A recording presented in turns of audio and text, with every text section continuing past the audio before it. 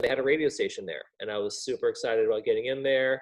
They had DJ opportunities. There was a newsroom and that kind of thing. So I started there as a DJ. I thought, oh, I could be a DJ, rock and roll music, and they were playing new age jazz at the time, which was like the new thing out there. David Sanborn and people like that, who that's like the last person I remember of that era. But I thought, oh goodness, and I thought, gosh, this is boring. And I got an overnight shift, and I had to stay up all night and spin records, had records back then and things like that. And I realized, this isn't the path for me, because it was just not engaging enough. I wasn't involved. I needed a little bit more. So I migrated over to the newsroom. And in the newsroom, I had the opportunity to start writing stories, go out and do interviews and that kind of thing. And radio, it was kind of nice in the sense that you could do a lot of stories without ever leaving the newsroom. You could make phone calls, record phone calls on the tape machines back then, edit those pieces together, and then have turnaround stories. And I really enjoyed that process, and I learned a lot there. And that was kind of the thing. I said, this is what I want to do.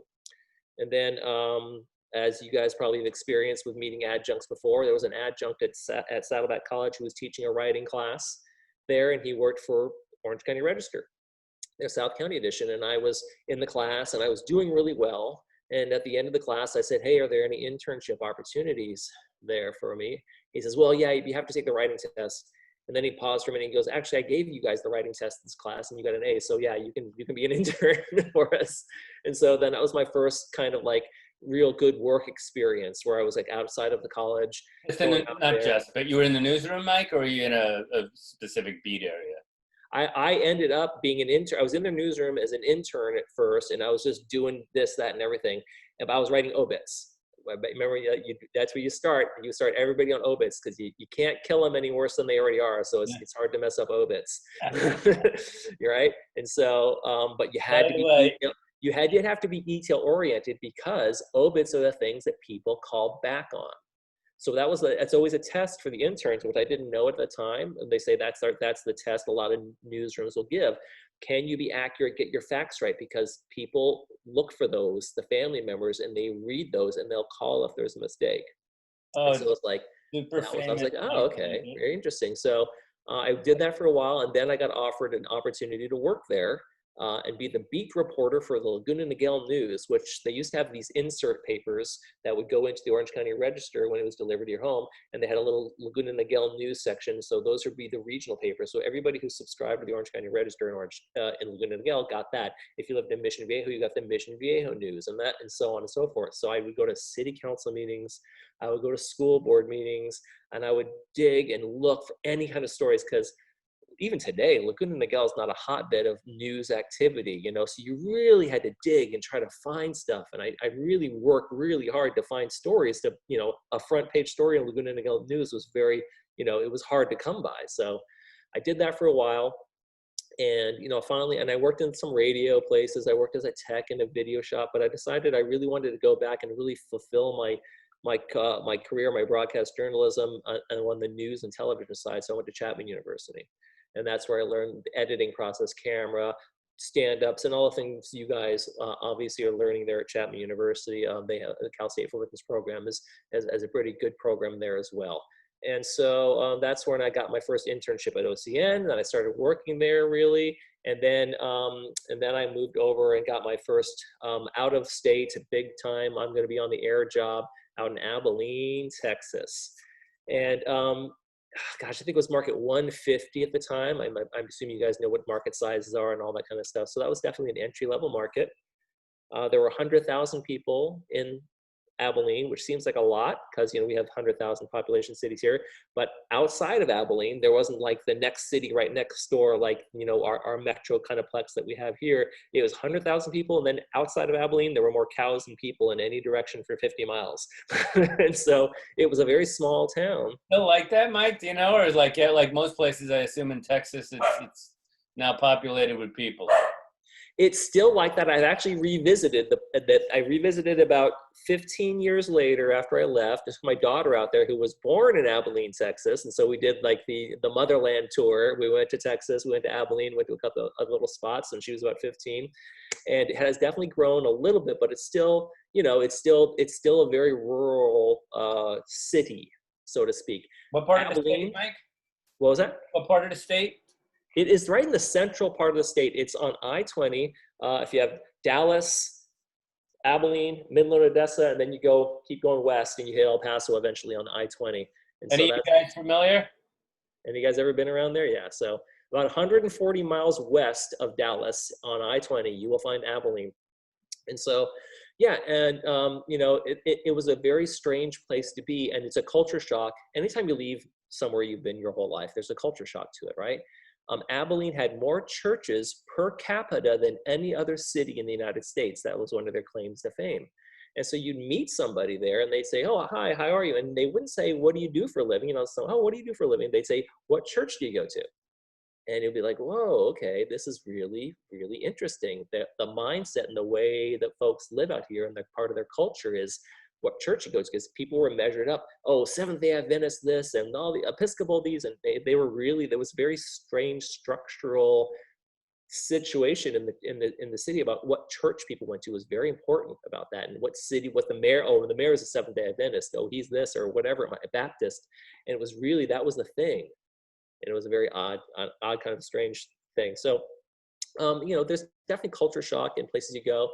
And it's one of those things that I realized, wow, I don't know if I want to do this, go from city to city to place and build my career that way. And so that was definitely a challenge. But I spent 2 years there. And I went from being hired as an executive producer. I applied as a reporter. But they said, you're not ready to be on the air yet. They saw my tape, they saw my stuff. They're like, not 100%, but we like your writing, which was always my strong suit. And so can you be an executive producer? Can you come out here and stack the shows? And can you copy edit for the other reporters? And can you do that? We like they saw my OCN stuff and they knew I'd stack shows and been a line producer and written behind the scenes and that kind of thing. So I did that. I did that for 6 months. And then the weekend anchor, weekday reporter quit. And they said, okay, we'll give you this opportunity, because they knew that's, you know, what I really was wanting to at least give that a try. And so then I became the weekend anchor and weekday reporter. And that's an experience. And all of a sudden, and I know it sounds strange, but it's the first time you start getting noticed. The first time somebody comes up to you in a supermarket, a total stranger says, hey, how you doing? I'm like, I know you? How? You know, and that kind of thing. So that there's a little bit of like, oh, I'm a face in this community and I have to be mindful of that, you know, and that's one of those things that and then you start getting, and luckily, and being a male, it's not even anywhere near the emails and the critiques and the whatever that the women would get about their hair and where they dressed. But you started to be that person that was like, oh, you have to be concerned about that, how you look and what you're doing and what you're seen doing in that town. Because you are the local celebrity. There's no Hollywood anywhere near, there's no nothing. And so the local celebrities are the people who are on the news out there, and you get invited to events to do this for a charity or things like that. So you become this kind of local, strange TV celebrity person, the weather people, sports people, and us. So Hey, Mike, that was all part of that as you're learning and growing. Mike, can I stop for 1 second? Sure. So when I got to, I'm reminded, talk about being the local celebrity and being mindful. When my first job, I did and I think I would still recommend it. And Adam will tell you about it when he joins us. I still recommend doing a road trip. It's a great growing experience, and you can meet a lot of news directors along the way. I mean, of course, these days you don't have to do it, but I did a road trip and I got to Yuma, Arizona in the afternoon, and they had an opening because that morning or the morning before there had been a shootout, and they had shot and killed this local, this drug dealer who it turned out was the live-in boyfriend of the anchor at the station that I was applying. So that got out. She was out of a job. She was leaving town. Now that's not a typical story, but the point's up. Stuff like, I guess you wouldn't want that to happen anywhere. But in these small markets, people watch, people know. They do. Exactly right. And you should always know that people do screw up, and they certainly screw up in this business. You probably all know some of the famous stories, but you probably have to be extra mindful of it. It's less forgiving, and it should be. Yeah. because we're stewards of, no, there's a trust, the fourth estate. I'm Yeah. sorry, Mike, go ahead. Yeah. And on that note, it's one of those things I'm sure Pete or other instructors there at Chapman have maybe mentioned it before, but your social media is something that will follow you in this world. So I know for most high schoolers, college students, they're not thinking about like, whoa, what if somebody looks at this in 10 years or 5 years? But employers do searches of those things. And so, you know, you be mindful of the things you post and the things you say and the things that you like, oh, it's all my friends. We're all just goofing around. When employers are looking to hire now, they're not just looking at a reel. They're looking at everything about you because that follows you. And social media is a huge part of what you're going to do anywhere. You're going to have a social media handle that's attached to the station. You're going to have to post all the time. You're going to have to do tweets. You're going to have to do everything, Instagram, the world, going live here and there, all those kinds of things. So that's going to be part of it. And they are going to take a look at that. Are you active on there? Are you appropriate on there? Is every shot, you drinking a beer at the pool in a bikini or in your bathing suit? I mean, again, it's those are the things they're going to look at. And there's more conservative. Still happening. Look at poor Morgan Wallen, right? He lost his set. No, he's got a nice career going. Country Store, Morgan Wallen, anybody? Anyone know? Yeah, are you talking about the SNL thing? Exactly, yeah. So he goes to, was it an Alabama game?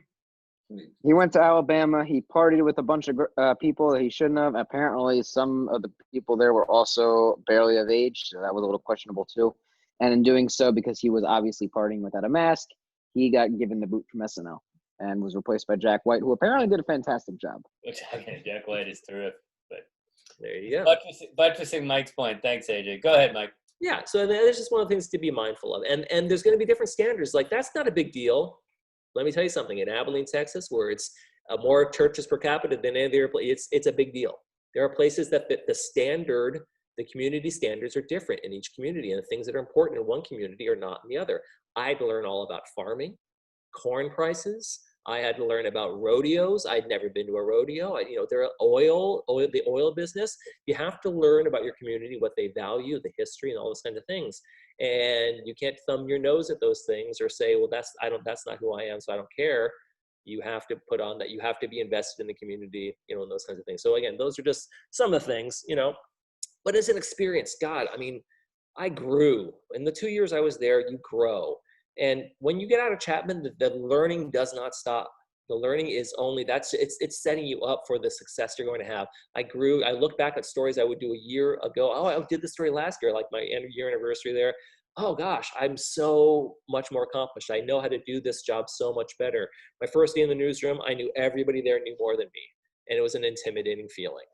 And I was being hired as an executive producer, which means I was going to have oversight over reporters' stories. People who've been there a few years, and I'm going to go now copy edit their stories. So there's that learning curve of like, how am I going to get along with these people? How am I going to manage this? And there's a lot that hits you. You're in a new town. You're in a new place. You knew everything, and there's a learning curve, and you have to love what you do. Let me tell you, if you guys don't like this process now, it's not going to be easy for you. I've known people who did it for a few years that I graduated with and other colleagues, and it's not for them. It's the rigors of it. It's tough. I love the process of storytelling. I love editing. I love writing. I love cutting stuff. I love being on the air, but that wasn't it for me, right? A 10-second stand-up isn't what I live for every day. And that's pretty much all you're on the air, especially in the small towns that don't have to have one live truck and everybody's fighting for it every day. You're not going to be on the air as much as you want to be. If that's what you really want, it's going to be a tough haul. But every day I worked, I enjoyed the process. And some days are harder than others, but I enjoyed that. I enjoyed creating nothing. Every day you start with nothing in the newsroom, nothing in the show, and at the end you have a show. And it's written on the wind, and then the next day you start over again. And I loved that process of every day's a different story. I saw the first dead body in my life in Abilene, Texas, in a creek, and this guy had been washed away in a storm. And it was like, oh my God, that's a dead body. And you're still being a reporter, but you've just seen your first dead body. And so again, it's like, you don't have this detachment from the world. You experience, you see things that you're, wow, this is This is, variety. And then the next day you're doing a story about corn or the rodeo coming into town or the economic impact of the fair. So there's a lot of different things and there's a lot of different variety. And the one thing I would say is you have to get to know your community, because stories aren't handed to you. You have to find these stories. And one of the things I did at Chapman, and I do in my newsroom at Santa Ana College now, is I don't allow the students to cover big stories that everybody's covering. They don't get to cover Angels, Dodgers, basketball, Lakers, anything. They don't get to cover stories that they're doing in LA. They have to find all their own stories. Because in Abilene, in small markets where the majority of you guys are gonna go, you have to find the stories. They don't just come, there isn't breaking news every day in most small towns. You have to find the stories. So I make them go find the stories. And I would do that at Chapman too, so. So yesterday we had the president was in Newport Beach. You wouldn't have your students cover that? I would allow them to go there and do that, but what I would not do is, like, they couldn't just go grab Angels highlights from a feed and write that's not how it works, right? It didn't happen in our town. We didn't have a professional team. We went to high school football games, high school other games. Went to the college. There was a college in town. We went to all those college games. It's a small college. They had to cover them. You had to get to know the coach. You had to bring your camera and shoot your own highlights. That's the way it works, right? And you have to be a sideline reporter. You have to do all those kinds of things. So when the Real Orange opportunity comes up, was it right away a big decision for you career-wise, because you were on air and you were also a producer, and you obviously got to continue. Mike was both news director and executive producer. He for 17 years put together that blank sheet of paper, that blank half hour. But now you're making that decision to cross into management, to be a boss, and so was that a tough call? You're young, right? Yeah, I was 29 when I was hired hired there. Yeah, I'd done my years out in Abilene, Texas, and I'll tell you what, I was actually already back in California, because my wife, I always say, lived in Abilene for 1.5 years, and I lived there for 2, because she kept going back. She just didn't like it. It wasn't her thing. And we got married right out of college, and I was looking for a job and everything like that. And she thought, and again, there's a big, like I said, there's a big things you have to consider when you go off and do this journey, especially if you're in a relationship. She thought, this sounds like an adventure. I want to go to Abilene, and then the next city and the next city. And then she got to Abilene. She says, I was wrong. I made a mistake, right? Just like anything. I thought this was going to be one thing, and it turned out to be something else. And she didn't want to stay. And I started looking for jobs in other places, and I actually had a job offer in Las Vegas, and she said, I'm not moving to Las Vegas. I said, I'm going home. She said, I'm going home. In the last couple months of our marriage, when we were there, I was still married. I didn't get divorced. Last couple months of our time there, she left. And she said, I'm going home. You figure out where you want to go if you want to come home with me, or if you want to, I want to stay here. So I left. I had found a job out there. But when the Real Orange thing came along, that was really a fantastic opportunity for me. So that wasn't a tough transition as you might think it was. But again, I loved every single aspect of the job. So being behind the scenes, writing, producing, line producing, helping copy edit, that was right in the things I love to do anyway. So I didn't really feel like I was sacrificing. I got to go back to a newsroom, which I love to do. So this, maybe just a quick explanation of what it was and what, this is the biggest chunk of your professional life. Yeah. Fairly unusual, maybe these days, but, and really even still for our era, to spend that long. One place. Yeah. Real Orange was conceived by the president of the station who had come in there, had just been hired a year before me. And he realized that there were a couple things wrong. One, we were the B market PBS station. KCET was the dominant and the player in the market. And KOCE, Orange County Education, where their own call letters, was the secondary market. And they needed to fundraise. They needed to have a presence. They needed to be in the community. And there wasn't anything. All we were was a big VCR playing back PBS programming, and there was no connection to the community. So he saw this as an avenue into the community to get people to know us, find us, watch us, and be part of the community, as a fundraising mechanism for the station, for the most part, to be able to build a board around that station for Orange County and that kind of thing. So that's what the concept was there. But it was a genuine newsroom in terms of everything we did. And so it was Orange County only, and we never left the Orange County hemisphere in terms of our coverage, because Orange County is a unique market, as you guys probably know. It has 3+ million people in the county. And if it was anywhere else, it would be a large market station, at least medium large market station. But since it's in Los Angeles's broadcast shadow, it doesn't get the coverage. It gets maybe one truck a day down there covering the story, one reporter down there from each station.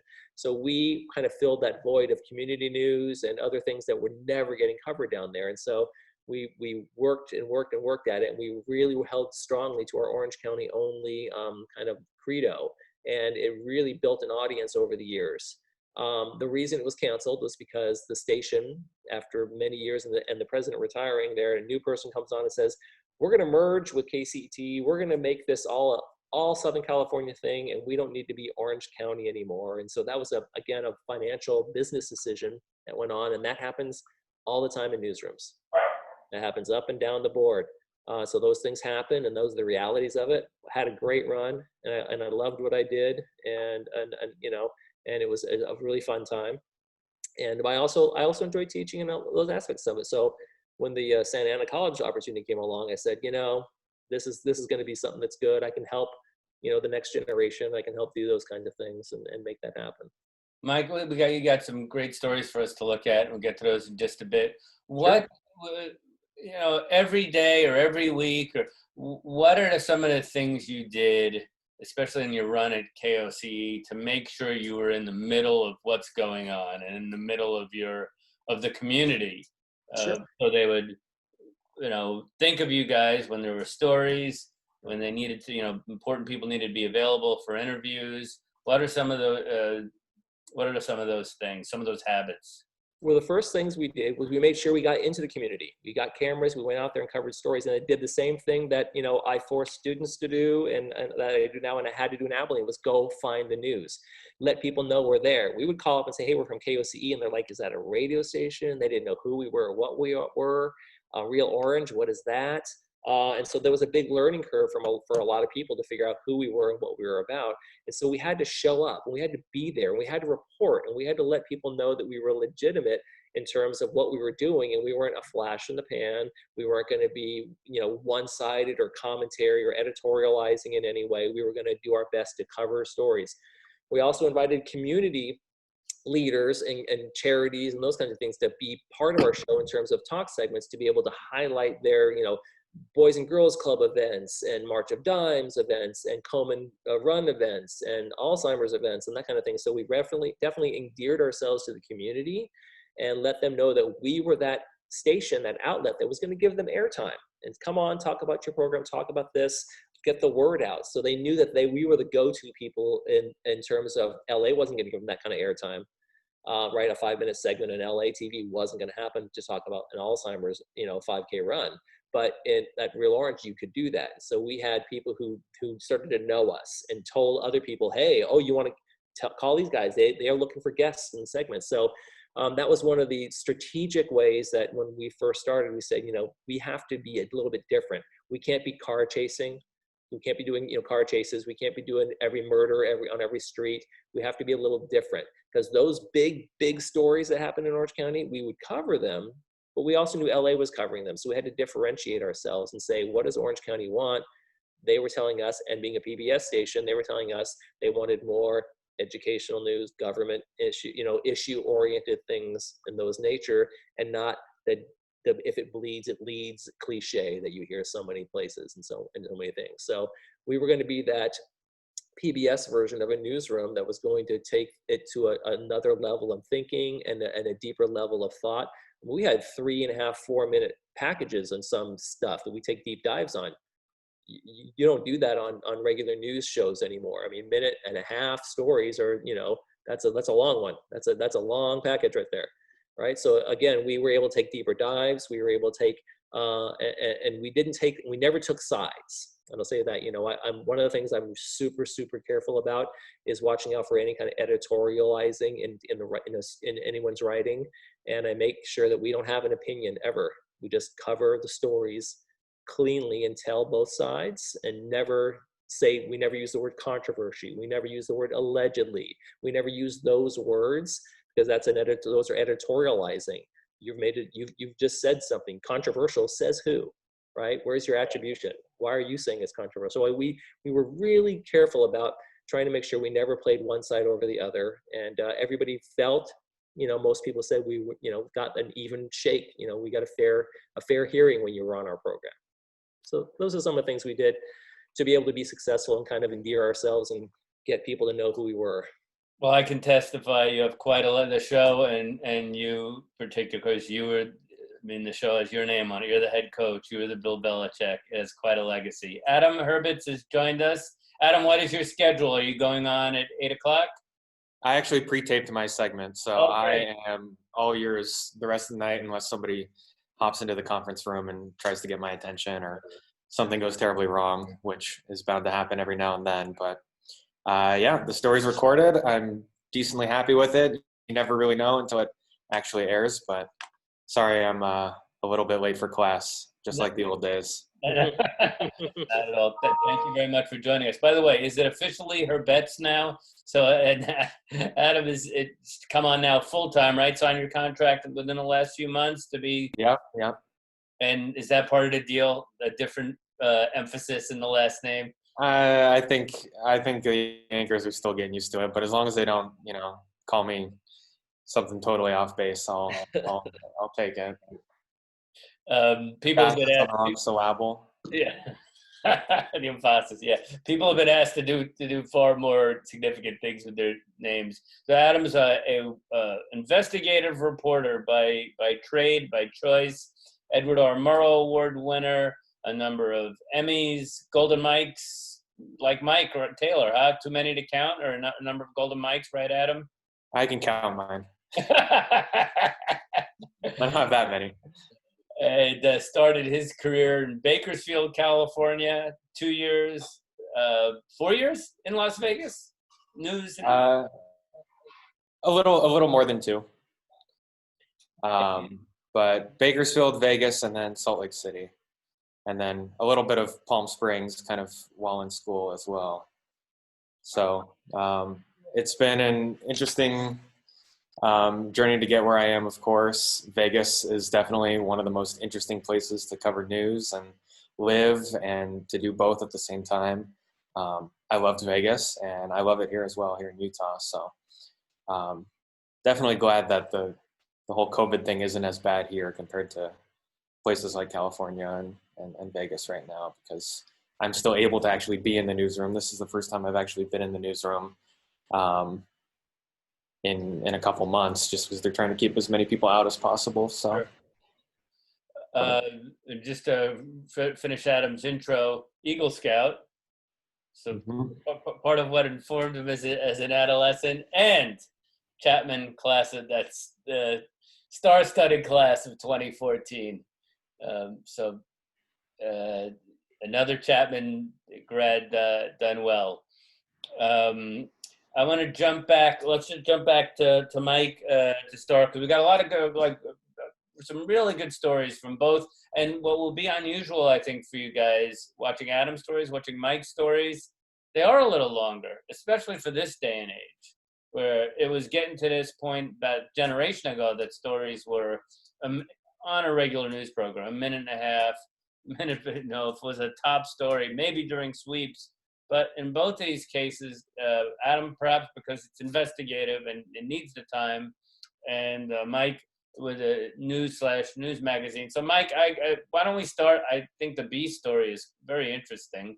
Maybe you can give us a little setup, and then we'll watch that, and then we'll switch back and forth with the two of you.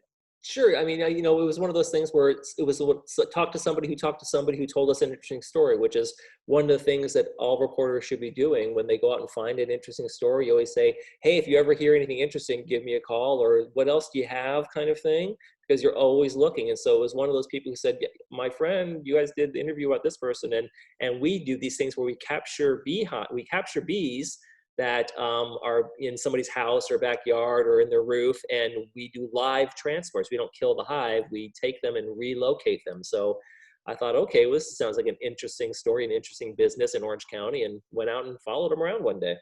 The kind of thing you'd only know if you're in the news business. Here Yes, there you go.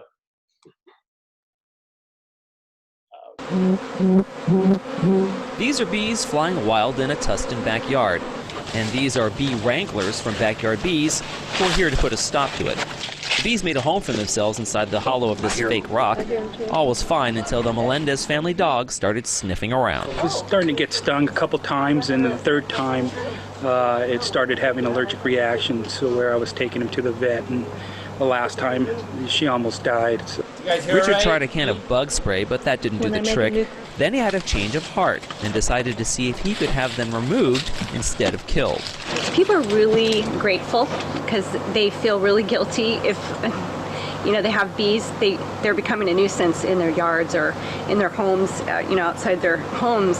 But they really just don't want to kill them because they realize how valuable and how precious honeybees are to our agriculture and to all the plants that they pollinate. So the folks from Backyard Bees went to work. They were ready with boxes, tools, and everyone was protected with a full-body bee suit. Well, almost everyone. Now, how is it that I'm the only one who didn't get a suit? There are two main goals for these bee wranglers: save as many honeycombs and bees as possible, and most importantly, find the queen bee. We think the queen's in that big bulk bunch of bees there. Without the queen, the colony might not survive. A new queen could be hatched if she doesn't make it, but only under the right circumstances during the development of yet-to-be-hatched bees in the honeycomb. See all these bees? She's probably in one of these groups, clusters of bees. Well, the search continues for the queen, while the team gathers as many bees as they can. With or without Her Highness, the bees are headed to a lush garden backyard in Santa Ana, where the owners already have one hive. People that want them in their backyards are usually gardeners like we are, because Kelly and I both have fruit trees and chickens in our backyard and vegetable garden. So we meet people that want to do the same thing. And a beehive is just a natural addition. In fact, her business partner Kelly was once a client. I absolutely became fascinated and started following Janet around, watching her beekeep, learned it myself, and then we just realized this was just a service. Rescuing bees was a service that wasn't being fulfilled in Orange County. At this rescue, no sign of the queen bee yet. The team decides to give the rock a few good shakes to get the stragglers out before they head out. Look, there she is, right there. There's the queen. Once she's in the box, the rest of the bees will follow. She goes, there she goes. She's down. She's going down. Now a little more wrangling from the beekeepers, and it's time to go. This will become one more of the many hives that Backyard Bees already maintains, harvesting 80 pounds of honey a year from each hive and making products from the wax like lip balm and skin lotion. And one of the benefits of keeping hives is the local honey. Local honey like this can actually help you with your allergies, just a teaspoon or so a day. It's very good. As far as this hive goes, it's like that infomercial. They set it and forget it. They take care of themselves. We gave them some honey to eat in there, and that should tide them over. If they need more, we'll bring it back. And this in the springtime, this will just take off. Buzzing around in Santa Ana, Mike Taylor, Real Orange. So Mike said that he loves to write, and he's a terrific writer. And the big thing that executive producers write, are tosses and teases and leads. But Mike, this might have been probably one of the easiest to do that for, right? That was a fun one. Yeah, I had a lot of fun with that. But who would have? I mean, you wouldn't think of that story in Orange County, right? Yeah, like guard the big beehive keepers and that kind of thing. I mean, when I was a kid, there was farms and big backyard like that. But today, you would never think that people are keeping these giant hives, and there's a place for that. That people can do that still. So it was really cool to see that and then know that was out there. And, it was definitely fun putting that story together and doing the stand-ups and all that. And I mean, the bee was like right there on my head. I'm like, okay, roll camera. I'm going to say something. Well, yeah. And then you have to be flexible. You had some drama. They had to find the queen. Yeah, got to find the queen. You always got to find that in the story. That's one of the things that you always want to have a payoff. You always want to have something. You want to have a beginning, middle, and end, like any kind of 3-act kind of story structure. You always want to find that little bit of the story to keep people engaged. Oh, are they going to find it? What's going to happen? Especially with a story like that. There were a lot of little nuanced things in there. That one woman, Kelly, who was a client, then she became, part of the company because she kept following her around. And all those little things were just all these little elements that made it interesting. The family dog that was getting stung and those kinds of things. So you find all those little elements, and then you kind of, okay, here's the story arc. Here's our beginning, middle, and end. Here was the problem. Here is the solution. And here, here's the climax. We're getting rid of these, and here's the solution. We're now here. So there's my 3-act story, and I tell all the little interesting stories in between. Adam, before we watch the first of your stories, how about what drew you to being the last person that a subject of a news story wants to see, to being the Mike Wallace of your time? Why did you choose to go the investigative route? I don't know. I mean, it could have been a little bit of personality. I mean, I'm sure you can attest to the fact that I was, abrasive even as a student. So if I could make a living doing a little bit of that, then certainly I'll take that paycheck. We had a guy, can I just tell real quick Charlie Min's story? So we had a guy come talk, or I kind of got coerced into, and I actually think very highly of the guy, although you can only take so much Charlie Min.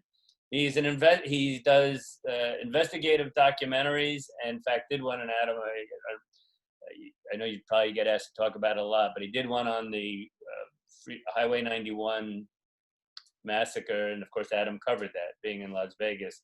But he does these documentaries on Pulse nightclub, on mass murders, the McDonald's in Tijuana. And I was coerced into having him talk to you because I was trying to do the college circuit, and he is a full-on bull in a china shop, and also spend his time talking to students, saying local news that the people don't have the patience for it anymore, and don't go that route. He goes, my stories make a difference, and just he was kind of just a little all what and elbows.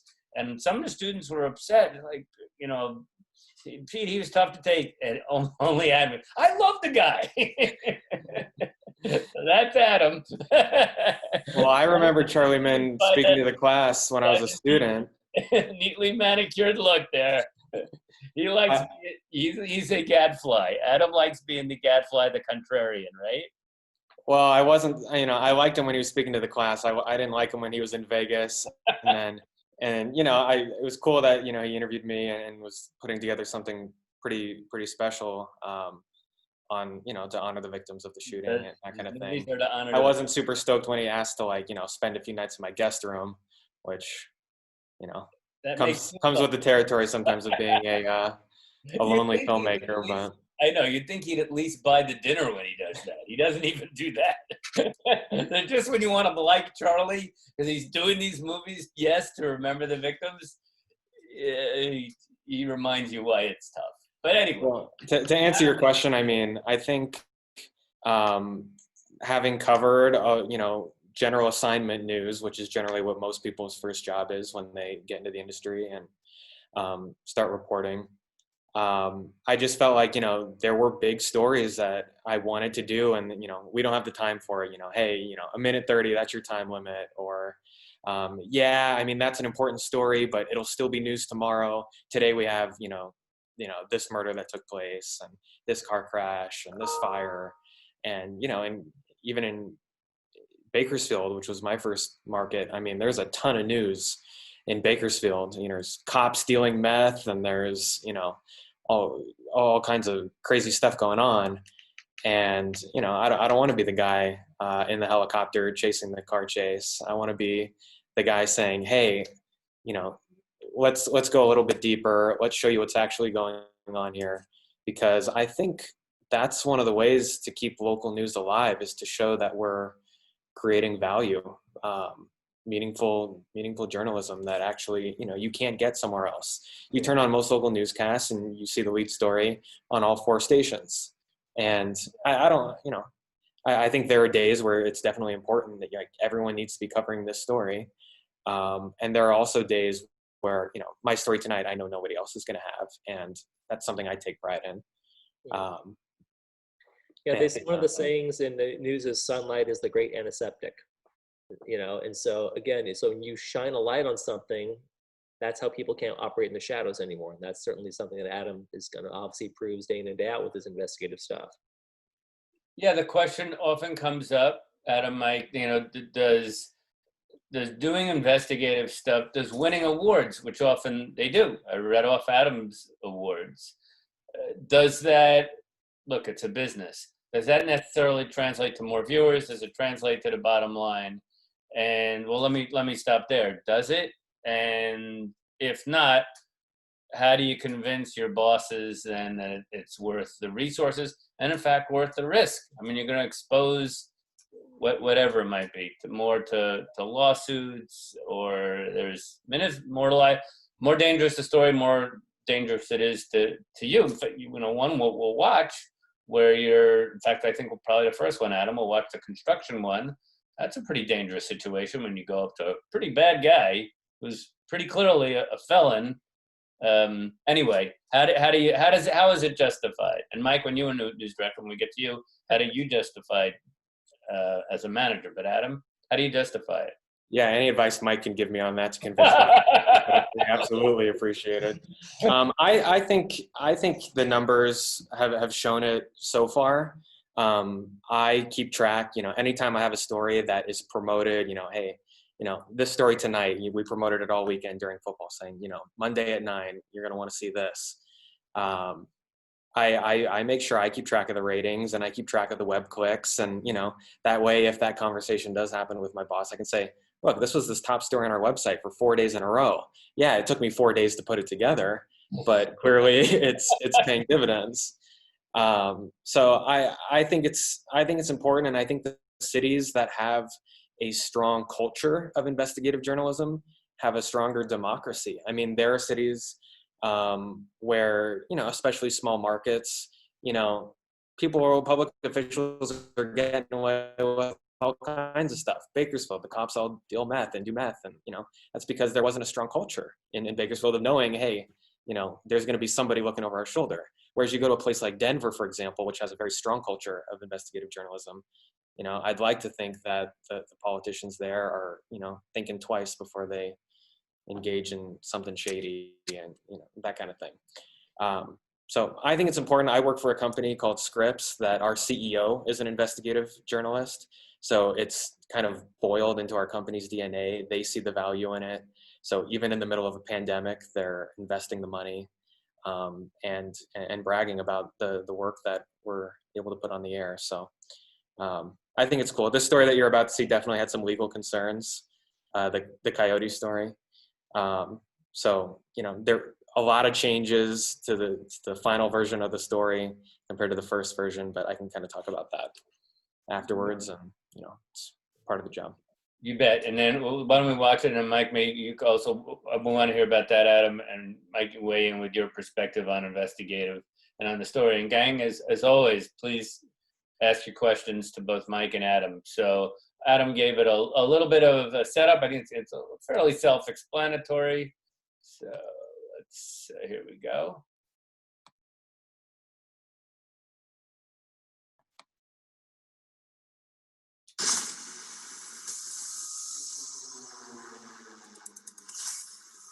Tonight, in a Fox 13 News investigation, a problem one state senator Screen share, Pete. Excuse me? Tax dollars. Not sharing screen. Screen share. I don't see anything. Sorry. I'm good for at least one of these a night, these guys will tell you.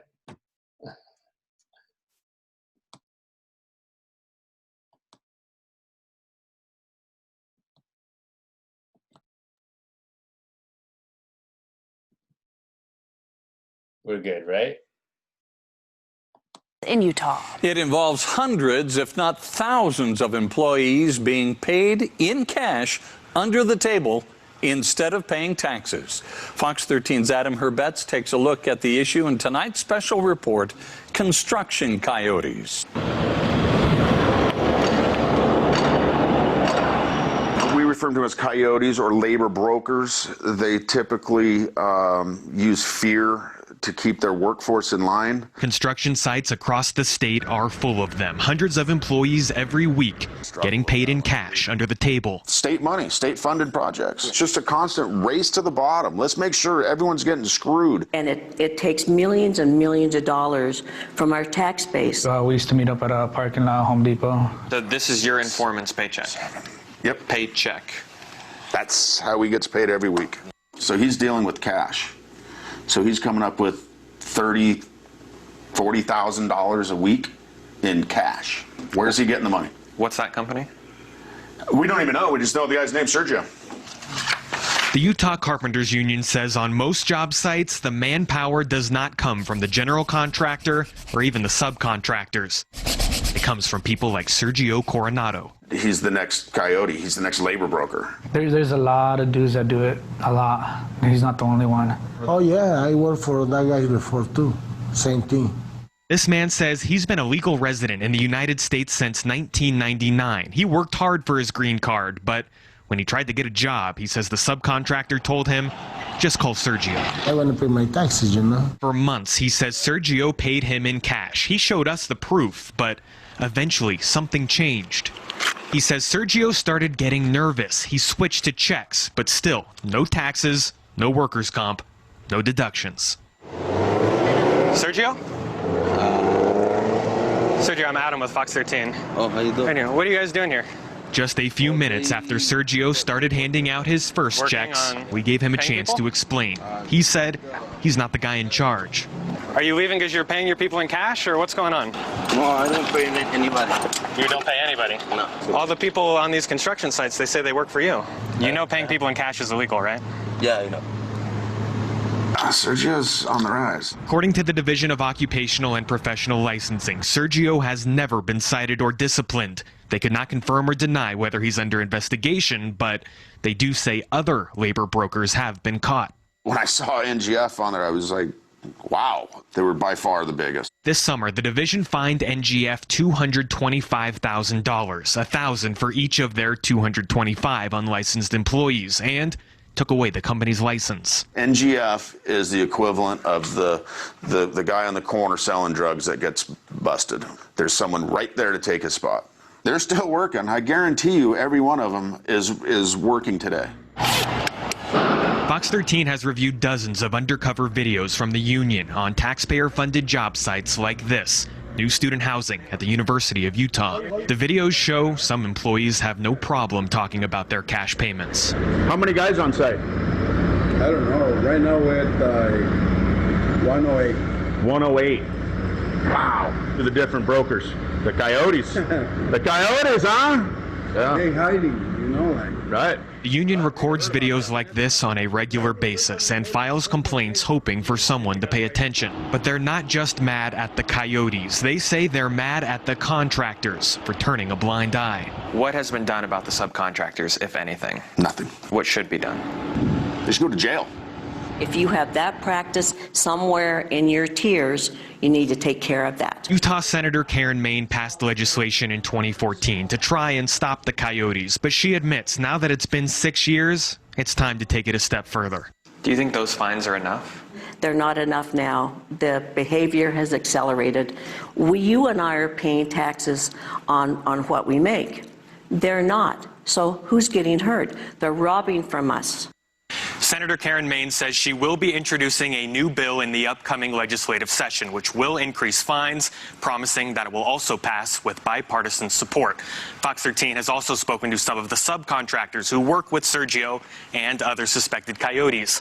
They say it is not their job to investigate another company's books, and they claim they have no reason to suspect anything illegal taking place. Reporting in studio, Adam Herbets, Fox 13 News, Utah. Oh, wait. No, we got to hear this. All right, great report. Great report. Great report, Adam. Great report. It is. Wait, what? Wait, so that legislation did pass, by the way. They did, after that story ran, they did pass legislation that creates stricter penalties for people engaging in that business practice, which is kind of cool. But hey, that firm, that AGF, they're out of NGF. Yeah. They're out of business now, or I think they've reincorporated under a new name, but you know how it is. So how did the story come about? This story came about actually from a different story I did in Vegas, where I did a few stories with the Carpenters Union down there. that story started with a guy on a construction site up on some scaffolding who died in a construction accident. So I did quite a few stories on that, and OSHA changed some of its policies that kind of let that happen.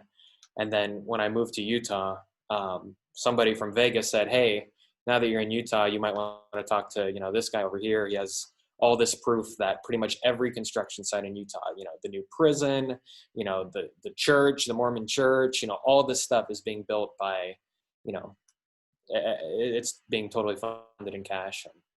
Obviously the union's upset because, it hurts union jobs, but even non-union contractors are obviously upset about it because if they're doing things legally, it's expensive. And when you do things illegally, it's cheap. Even when you get fined, it's cheap. It's a slap on the wrist. So they can't. It's hard for them to compete with that. They're paying Sergio $40,000. They would be paying the tradesman directly $60,000. Exactly. Yeah. And then they can bid, and where it comes in that they're government funded infrastructure or whatever, they could bid and win the contract because they know they're gonna save a third or whatever. Mm-hmm. So you walking up to Sergio, you have to be a little nervous when you do. I know it's not your first rodeo, but still, right? Oh, that's a little bit. With those things, I mean, people call them confrontations or unscheduled interviews. The thing that I get the most nervous about is just doing it the wrong way. Because like Mike kind of talked about, it's so easy to do it the wrong way and come off as overly aggressive and editorializing and saying, hey, Sergio, you're a piece of crap. Like, why do you do that? I mean, that doesn't do anything for the viewer. It's just kind of taking a stand. So it's riding that fine line of being tough and a little bit in your face, but, we're just here to get answers to questions. We're not here to, try and make you look stupid, although it is a nice side effect sometimes. Well, that was, and you definitely came off as just wanting to get answers. That was, you have to be pretty satisfied with that. That's a home run in short term and kind of knock it out investigative journalism. You can't really do much better than that, can you? Legislation took 6 years, suddenly got greased, and the fines became bigger. The company went out. You don't set out to do that, but you definitely moved the needle here. Yeah, and that's I think more valuable to me than kind of the awards is, when I can point to something that changed a law or changed a policy. I mean, that's when you feel like, oh wow, like our profession is pretty cool. Like we're not just having a front row seat to history. In a way, we're influencing it. And that's not necessarily the goal, but when there's a clear injustice going on, sure, and you expose it, then ideally people fix it. This sounds not always, but this sounds cynical. It's terrible to ask, but in Chicago, in New York, is this a story? You guys don't know. I mean, it's probably more money. I mean, I'm not in no way, the jokes about mob payoffs and patronage. Plenty of that in Vegas. All the locals in Vegas say the city was safer when the mob had control. So you think it's more, but is it perhaps more of a story because it's Salt Lake City? I don't know. I mean, I don't. Wrong. Yeah. Illegal. Right. Yeah. I mean, I guess, my role is to do the stories that I think make the most impact in my community. So of course, that one I feel like is fairly universal. I mean, that was one of the first ones I did when I moved here. So. Oh yeah, no, I used to do. Look, you guys have to. So probably, like you said, the first awareness came from the contractors union because their membership's they're losing jobs. Mm-hmm. And so sure, they have a stake in this, but if it's a legitimate, anyone who comes to you, they want to expose, and often they were burned by the bad guy, right? Right.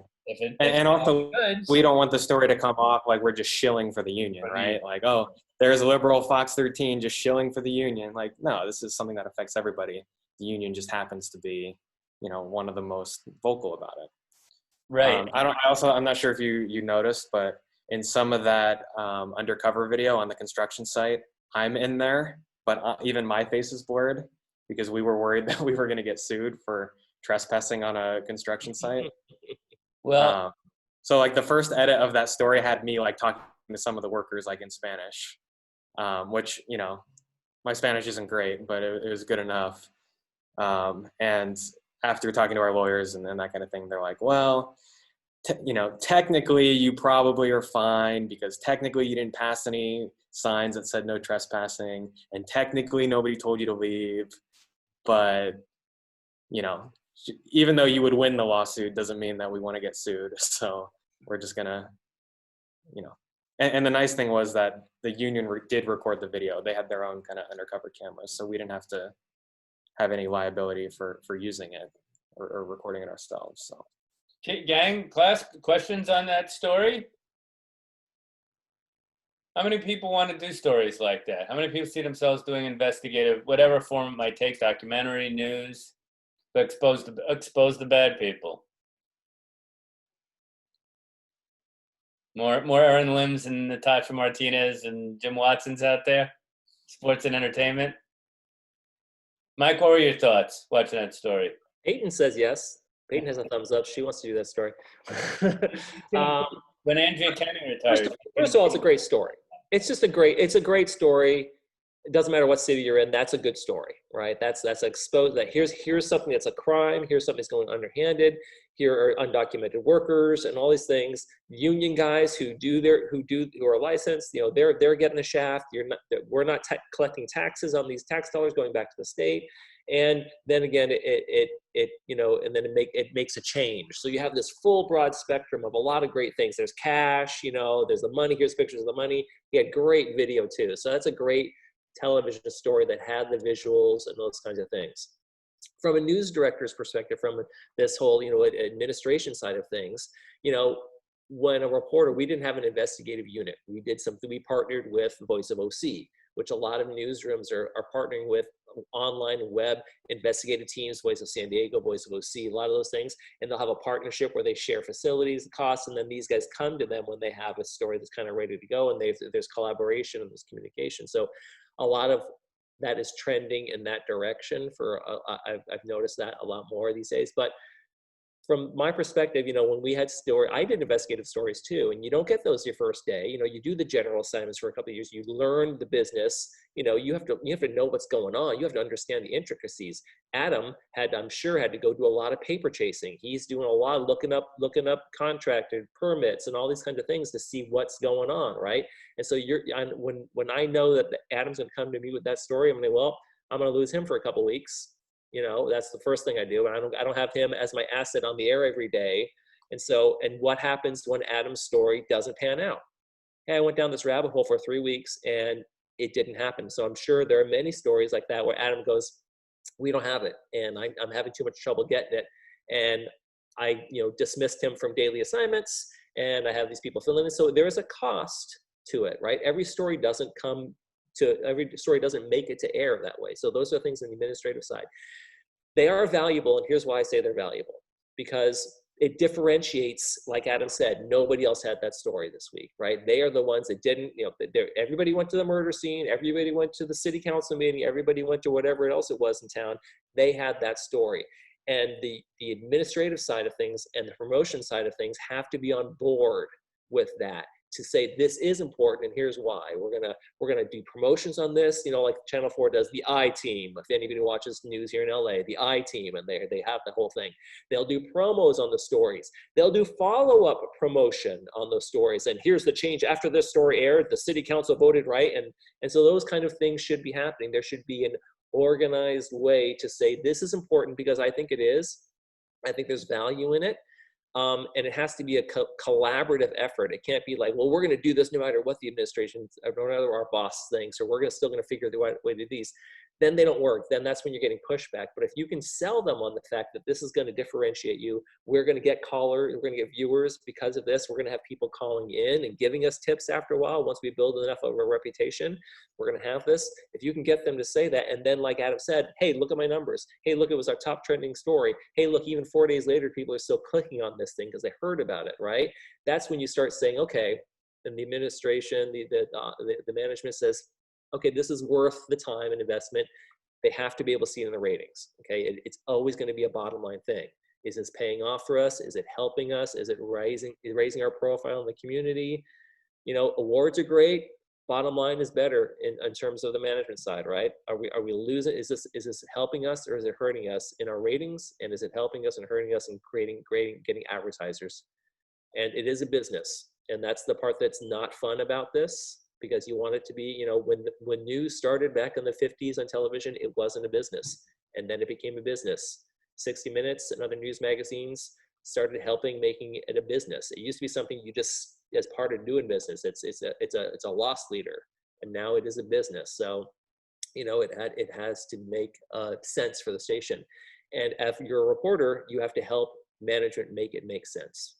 Here's why we can promote this. Here's what we're gonna do. I'm gonna tweet. I'm gonna Instagram. I'm a social media desk. I'm gonna make sure the story gets pushed onto the website the day we have it on the air. You have to work as a team to make it work. So those are things, you know, I think they're great. I love doing them. I mean, I got threatened with my life in a parking lot with the mayor of a small town outside of Abilene.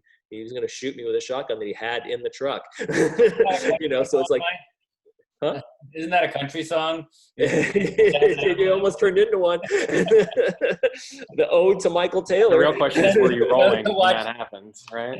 Just to watch you die. Yeah, so I mean, listen, I enjoyed doing them myself. I didn't do as many. I was never in my specialty. I did probably 3 or 4 investigative pieces in my entire career, but they're great to do. You feel like you're making a difference. You're uncovering things. You're like, man, this is reporting. This is what I want to do, Gary. Right? This is exciting. It's interesting.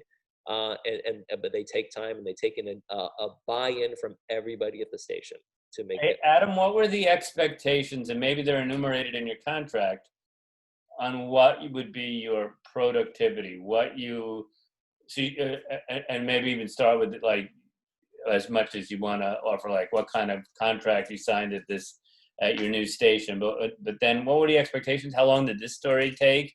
Mike talked about stories that don't come to fruition. Talk about all of that.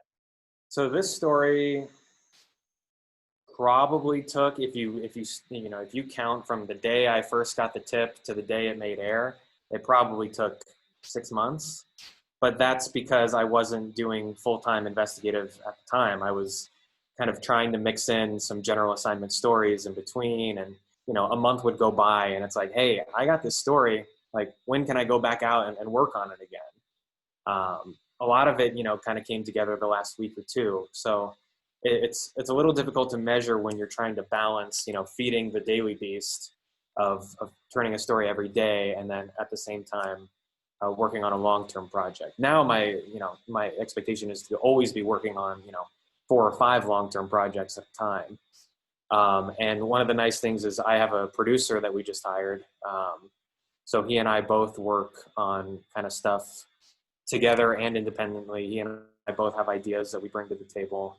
And we're always talking, you know, even today when my story airs, we spent most of the morning saying, what's going to be the next one that airs? The goal is to have one once a week, just to show, like, yeah, look, like Fox 13 isn't just doing cool stuff, you know, 4 or 5 times a year. They're doing cool stuff on the regular basis. And not every story is a home run that's going to, you know, change the community.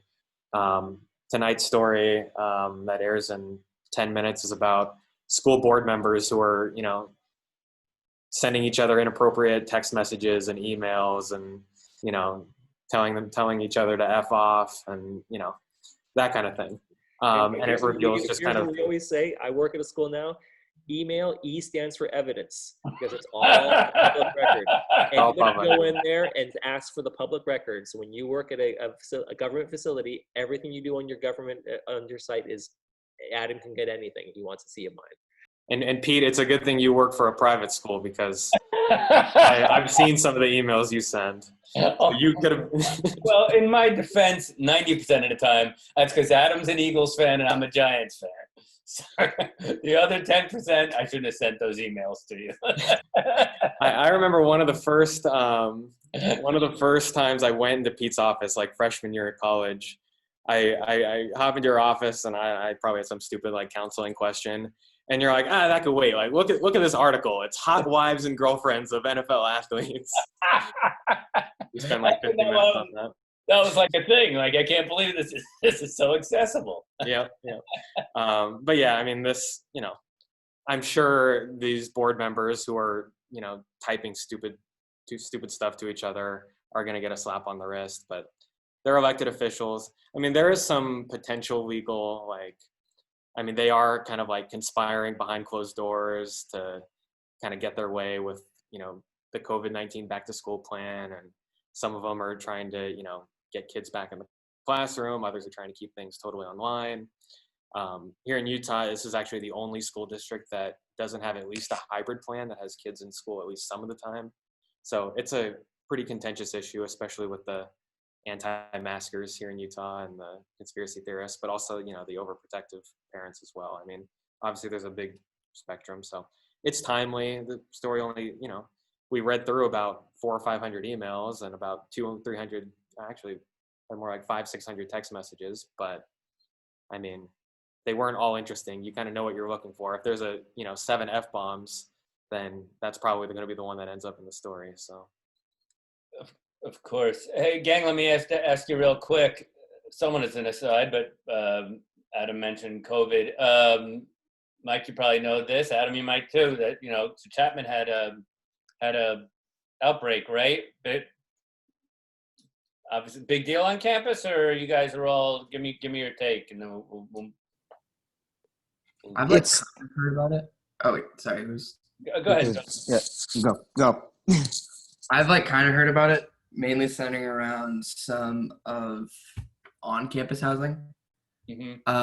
And then of course you just don't really hear much from off campus, just because it's not being recorded.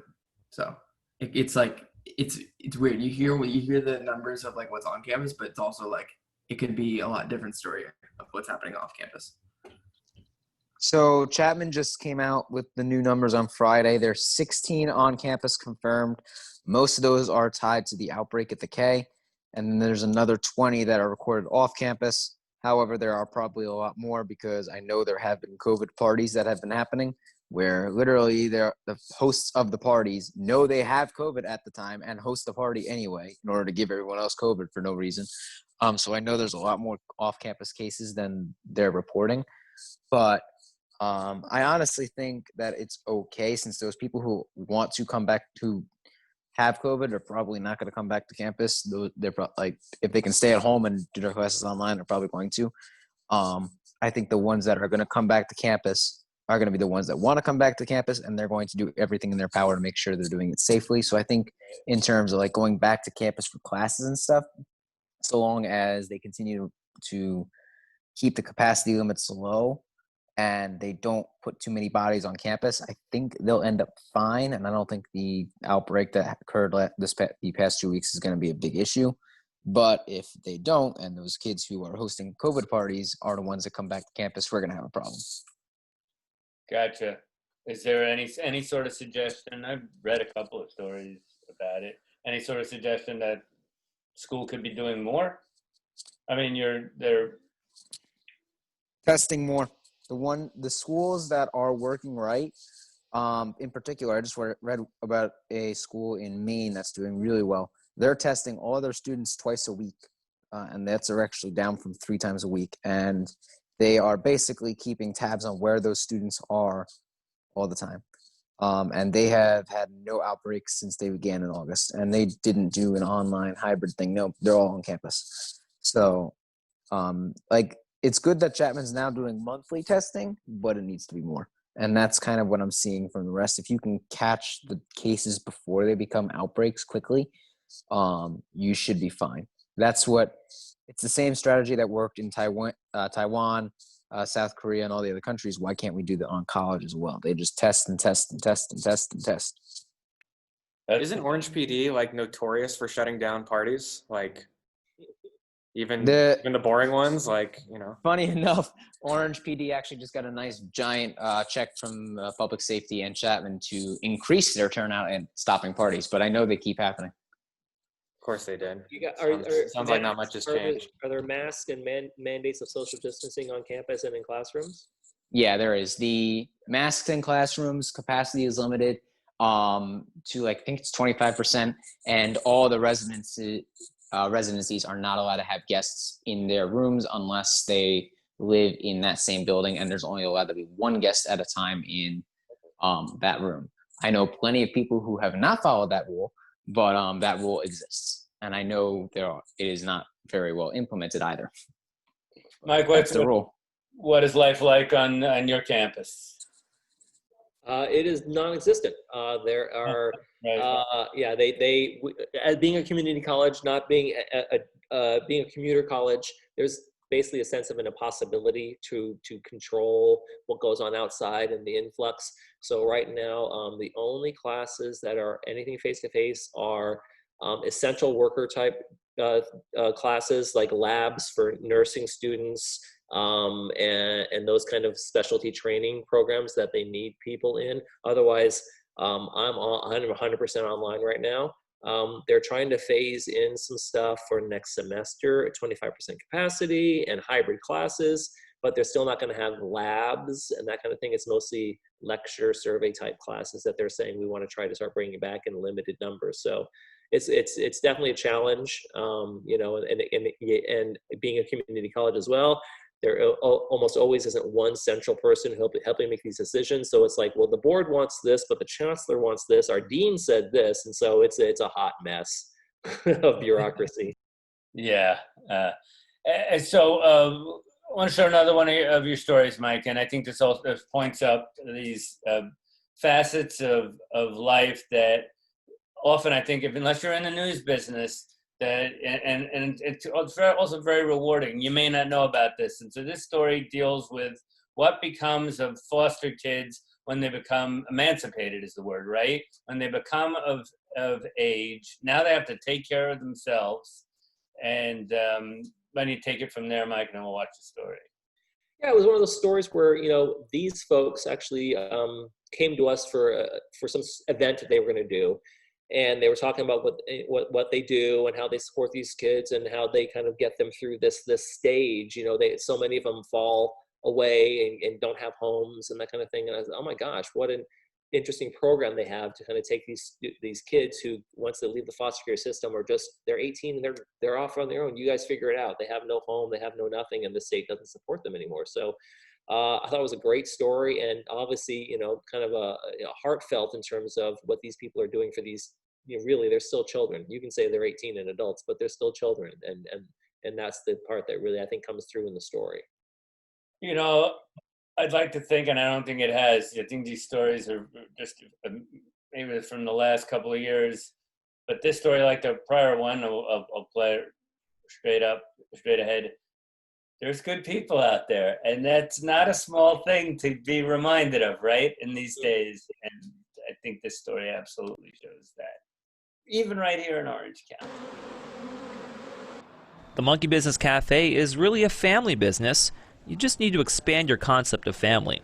Carrie Hart has helped raise most of her employees in Hart Community Homes for foster children. But there was a problem. Once these kids turned 18, they were kicked out of the system and expected to make it on their own. We knew in our hearts our passion came after they were 18 years old, and how can we let these kids go out on the street at 18 with no support system at all? So she opened the Monkey Business Cafe, a restaurant and catering business. The proceeds help support former foster care kids like Tony Guevara. When Tony left Hart Community Homes, he had nowhere to live, no phone, no checking account, and no idea how to get his life on track. He spent his time couch hopping. I couldn't stay no more, you know, at my sister's house, so, you know, I had a car. You know, I would sleep in my car, you know, I would like sleep, you know, friends' houses, on the couch, wherever. So I got arrested, you know, I lost my car, you know, like everything, and, you know, as soon as I got out, I came over here, and she's like, you know, like, would you like to come back and like work, you know? Now Guevara has a place to live, and he's going to college. When Frank Lopez left Carrie's group home, he got into trouble with drugs and alcohol, hung out with the wrong crowd, and eventually ended up in juvenile hall. Lopez finally turned to the one person who had always treated him like family. She told me when I left, she's like, if ever you need help, you know where to find us. When he was about 18 and a half, I got a phone call from Frank saying, Carrie, I messed up, I want a chance, I want to go to school, and I want a life. So as soon as I got emancipated, needed a job, gave Carrie a call, got hired on the spot the same day. Lopez says his life has been filled with ups and downs, but with Hart's support, his life is definitely on the upswing. And to see them at 25, 26, overcoming their barriers that they've been through in their life is actually what gives me the strength and what made us know that monkey business is going to be successful, and that it has to be, because it's doing so many great things for this population. Well, it's very important, because I think anybody that wants to be successful has to have a support system, and this is our support system. In Fullerton, Mike Taylor, Real Orange. That's a great story, Mike. Yeah, it really is. I really enjoyed that story. And it points up, I mean, obviously a wonderful lady. She has these, runs these foster homes, and has gone beyond that, but it's also smart business. The number of stories, those statistics show, in fact, it can even extend it to even ex-felons, are more loyal employees, or in every measurement. I know that's not the primary motivation, but how do you guys know? As I've mentioned a couple of times, Mike's writing. You should take note of this. How simple he got himself into trouble, but especially in broadcast, right, Mike? If it's 3 syllables, it's too big. But it doesn't mean right. Go ahead. Yeah, well, in terms of how I put stories together, I do everything I can to put myself in it as little as I can. You'll notice that story didn't have a stand-up. I try to ask the questions in my head that I know are going to tell the story, and have those people answer that. And really, when I write copy for myself, it's transitioning. Carrie says this, Carrie did this, or Jim said this kind of thing, and that's why I always want to transition. I just want to take it that sentence and lead it into the next one for that person. Let them tell the story as much as possible. And I try to be super folksy, super conversational about it, and not, not in that story did you hear one word about what your paycheck was, the stats on Orange County kids. You didn't hear any of those things. Now, you can tell those parts of those stories, about. Tell them with the graphics, by the way, if you can. Yeah. You never use numbers in there if you're doing a bigger story. But for this, it's like, this is the story. This is a big problem in Orange County, and here's at least one person helping and doing something like that. And that's what gets people's attention from my perspective, is that individual story, that, oh my God, that poor kid. Not the story about there's 10,000 kids like this, and that people get lost. Those numbers don't mean anything to people. So Adam, are you still with us, or we just wanted to show his next? All right, we'll wait till he returns. He might have gotten called onto the set. It's talk about, Mike, how you so you have a game plan when you go out to do, in some stories there's no surprises, right? Right.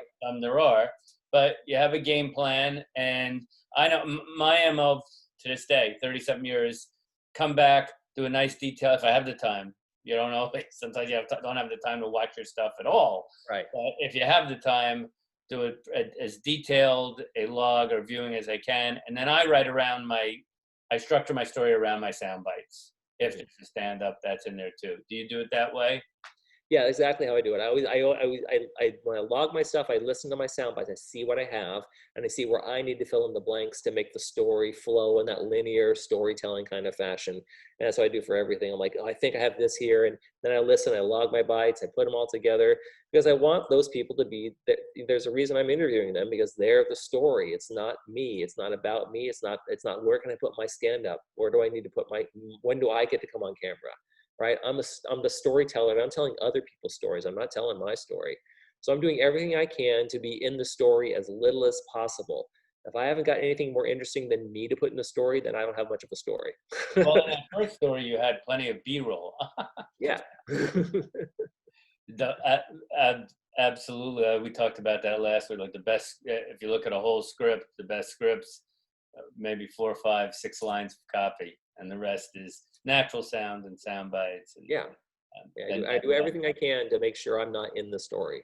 I really do. I mean, I'll shoot stand-ups because I was like, okay, I might need this, I might need that. I'll do it. Some stories I don't shoot a stand-up, and I was like, I have everything. I know I've got this. I don't bother with a stand-up, and that's just me. I know that's one of the things that, with today's local news and that kind of thing. Everything's a wrap. Everybody's on set. Everybody's like, it's more personality driven. If you watch Steve Hartman, I would advise any of you guys who don't watch it already, CBS Sunday Morning, record the show. Steve Hartman's on there almost every week, and he does stories like I did, like to a higher, much better level than I do. But he'll find those heart-rending stories. He'll find those, and he tells those stories, and it's always some touching story, and it's always just so much better. And he's in the stories a little bit, but he lets the people tell those stories, you know, and they really feel good, nice, beautiful kind of storytelling. And I really love what he does. And you know, there's a good example of someone who he writes very simply, very simply. Well, he used to do a thing, and in fact, I used to, I think maybe I just had a student take me up on it, but Steve Hartman used to do a thing for years on the network news. He came out of the LA affiliate of CBS, and then went to the network news, where he would go to a city based on, he'd turn his back to a map, and he'd throw a dart, and wherever the dart hit, he'd go to that town and find the story. And so I had a couple of students who took me up on it, and they would find, I said, pull up one of the first student you see and find the story in that student. Mm-hmm. You guys should do that. I challenge it. I hope one of you does. Yeah. It's a good reporting exercise. You know, and I'll say one other thing about kind of where I learned to do most of my storytelling. It was when I was in Abilene, Texas, and I got the weekend anchor, weekday reporter job. One of the stories I had to do, because it was a paid segment, it was a sponsored segment, was a story called The Golden Years, I think they called it. I can't remember exactly, but I had to go find a senior citizen in the community every week and do a feature story about this person who was still active or doing whatever, or somehow making some sort of news or a noteworthy story about their lives. And I was young, I was in my early 20s, and I was like, I don't want to go interview a bunch of stupid, old people. I want to go do some news stories. I want to get out there and do, but it made me listen to people's stories and find a story in someone who, because all the tips were people would write in, send your idea of who you're in your community we should do a story on. So I'd have to take these tips, I'd call and figure it out. And you have to be a listener to be a good storyteller. You have to ask those questions and say, what is it about this that I can make out of this? And it made me a better storyteller, even though I didn't want to do it when I got the assignment, because I didn't like the idea of it. I thought it was dumb. And again, I was 20 something. I thought I knew everything. And, you find out, okay, I really can make a lot of stories out of not much. It takes a lot of work. It takes an effort, but you can do it. And so I think that translated into me being kind of a storyteller and a listener, and letting other people tell those stories, and letting the sound bites go a lot longer than I would in a regular hard news story, and let them really tell more of a story. So that's where I kind of figured it out. And Mike, let's before we watch another story, these guys will be putting their reels together this year or next year. You're for years a boss. Mm-hmm. The hiring and firing. What are some things you might suggest to get a job? Some things you might suggest to keep a job? Sure. What did you like when you hired, and what did you like to keep them around? Yeah, for a general assignment reporter, I'm looking for somebody who knows how to find stories in their community, who knows how to. They found the story, they did it. The president coming to town and you getting on somehow the press line, you got a shot of it, and you put the story together of the president coming to town, seems like a big deal, but everybody covers that story. And everybody in the news pool gets the same story. The president came to town. It was a fundraiser. He did this, and then he left town. You might think that's really cool. I saw the president, but I don't care as a news director, because everybody got that story. I want to see the story that you found all by yourself and you put together all by yourself. And I know that you can generate stories, right? And you have to be able to find stories in your community, because if you can't do that, if you can only be a press release reporter, then I'm going to have a problem, because in Abilene, in all the little towns all over, Butte, Montana, and all these places where you're going to get your first job, they don't have press releases. They don't have news conferences. They don't have police shootings. They don't have these things every day. You have to be able to go out there and be an enterprising reporter, right? I think you see a lot of that when you guys look at the ads. We're looking for an enterprising reporter who's a self-motivated, self-starter, right? That's true, because The assignment desk isn't sitting around with a stack of stories this high for which one do you want today, right? There are some of those. Every day. Bullpen sessions. Everybody every day. does. But I said there are some of those every day because they're important enough. You're gonna do it. And every local station did the president visiting yesterday. Yes, absolutely. And those are fun things to do. I've covered the president when he came to Orange County too. I've done it. It's cool. You know, Secret Service needs your social security number and blah blah blah. You get here, but you get to see him. I got to see Obama and McCain do the thing at Saddleback Church when they did that debate out here way back when. That was really cool. But again, that's not an enterprising story, right? Everybody got to cover that. And again, when you're in these small towns, there's a stack of stories waiting for you to do every day. It's like, what do you guys got? And you're sitting at the table and everybody's saying, what's your pitch this week? What's your pitch today? And what's going to be your pitch tomorrow? And what's going to be your pitch the next day? So you have to know these stories. So that's what I'm looking for. Can this person find stories, be a reporter, be a storyteller? Is there a beginning, middle, and end? Do they know how to use B-roll? Do they know how to have wide, medium close-ups? Are their cuts make sense? Do their stories cut to the VO and to the track and the sound bites, right? If they're talking about Lisa Kane is or whatever, and I'm seeing a guy on the camera, then they're not being the storyteller visually that they need to be with their copy, right? Everything needs to match. I'm not saying I'm an artist, but if you watch my stories, my video makes sense. When I'm talking about somebody, I say Kelly, there's video of Kelly. When I'm talking about Bob's on camera. When I'm saying their name, they're on camera in B-roll, right? Everything matches, so I'm not looking at something and saying something else. So I need to see that visual storytelling. You know how to put together a story. So those are the things I'm looking for. Variety, obviously, yes. Can you do hard news piece? Can you do a feature news piece? Can you do other things like that? Because I'm going to send you on a lot of different things every week. One week it's going to be the lead story. One week it's going to be what feature story did you find me? Another one's going to be go interview this senior citizen. Can you do all those kinds of things as a general assignment reporter? Your point on the, your VO always matching your B-roll, and you can't. I think you even said it's TV used to call it TV news, or did history written in the sand. So as soon as you're done, it's on to the next day. And back in the day, it didn't even live. Now, of course, it does live. Yeah, it does live. But on your reel, what is the hackneyed line? Success is perfect is the enemy of the good, or the enemy of success. But on your reel, you can make that 5 minutes gold. You can. And your reel's a living, breathing thing. It should always be changing every month or two with the next best story you feel like is the best one, because what you did this week is a lot better than what you did a year ago. And anybody's reel should be a constant improvement on. I'm a better storyteller now than I was a year ago, and it keeps on going that direction. So you shouldn't cut a reel and say I'm good for the next 6-7 months, right? Especially, and I'm not trying to be always be willing. Women change their hair length, they change their hair color, and if you all of a sudden you have hair length here, and then they meet you and your hair length's cropped, it's like, well, how old are these stories? Your hair grew 4 feet. Adam's reel, this is, or the reel you sent me, we're going to watch another one of your stories. Adam's been in Salt Lake 6 months? No, I've been here, year and a half now. Jeez, where does the time go? I know. But freelance for quite a bit of it, so. But it's all, except for the one story, which is such a good story. There's one at the very end from Vegas on the corrupt fire. Well, everyone's good. That's such a Vegas story. Everyone's good. I still can't figure out who's the ultimate bad person in that. There's too many of them. Or the main guy, the gay arsonist guy, what was he? He's a canine officer.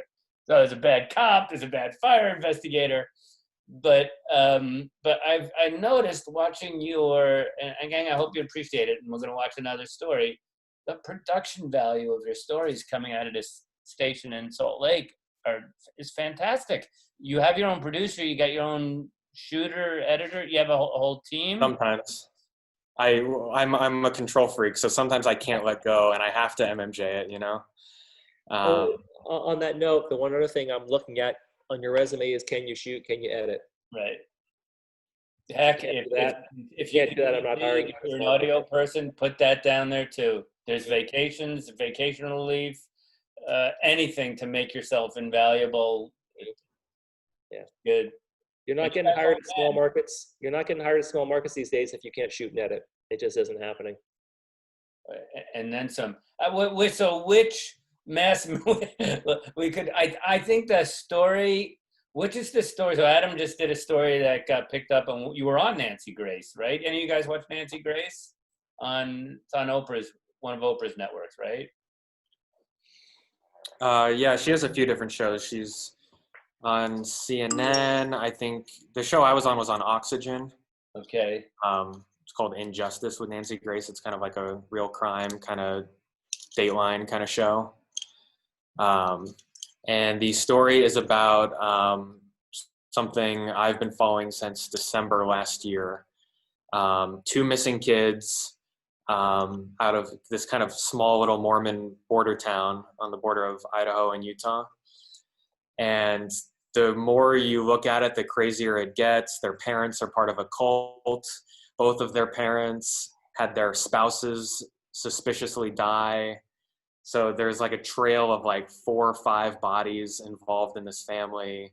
I mean, it's a crazy story, and I could see why it got picked up on so many national shows. But we were the first ones to cover it because we were local. So she interviewed me on some of the, I think I helped kind of bring about the timeline of the story because, 1 month, you got 4 members of this happy family. The next month you're down to 3. The next month you're down to 2, and still no murder charges on these parents. The kids were eventually found dead in the backyard. So it's a sad and gruesome story, and you meet some of the nicest and most amazing people covering these terrible stories. But yeah, I mean, it's like a real crime podcast just waiting to happen, and so that's not the Daybell story. That is the Daybell story. It is the Daybell story. All right. So I've watched it a couple of times. You're gonna have to this. So this is some crazy stuff. So you got the setup. So let's watch. This is before the kids were found dead. Oh, that's what confused me. Yes, this story ran before the kids were found dead, but everyone kind of knew that their crazy ass parents had something to do with it. So again, we have to run the story without convicting them, but at the same time, I mean, they're clearly not cooperating with the investigation, that kind of thing. And gang, just like we said last week, and talking about so many episodes of Dateline, the best screenwriter in Hollywood could not have written this one.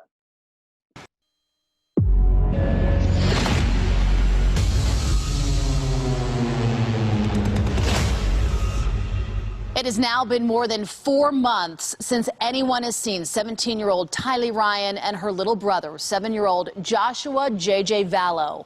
Police say their parents, Lori Vallow and Chad Daybell, are not cooperating with the investigation. Chad markets himself as an LDS author, but his books have been pulled from the shelves at most religious bookstores. Fox 13's Adam Herbets has been speaking to the FBI and law enforcement agencies across the country. Tonight, he shows us the clues they might be looking at in Chad Daybell's books.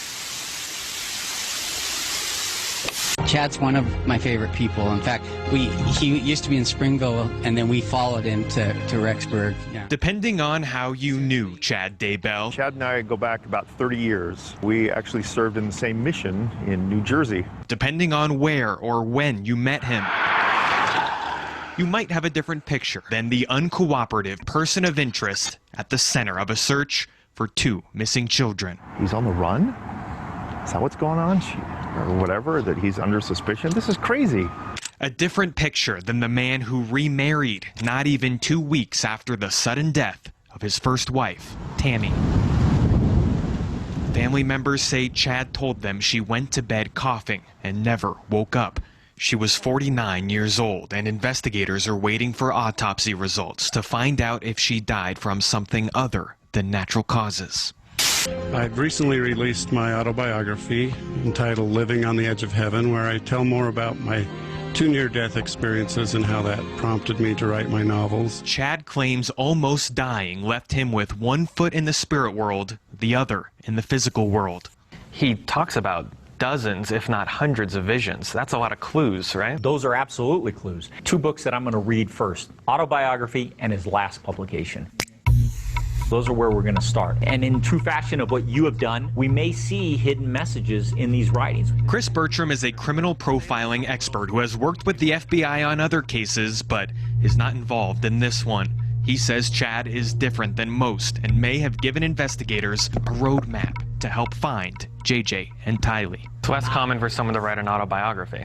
Absolutely. You don't see that. At the beginning of that autobiography is a dedication to his wife, Tammy, who was still alive at the time, my one and only. The book describes marrying Tammy at the Manti Temple and working as a gravedigger at the same cemetery where she would later be buried. He believes their 5 children will have a role to play in the second coming of Jesus Christ. Just one of his many prophecies about the end of the world.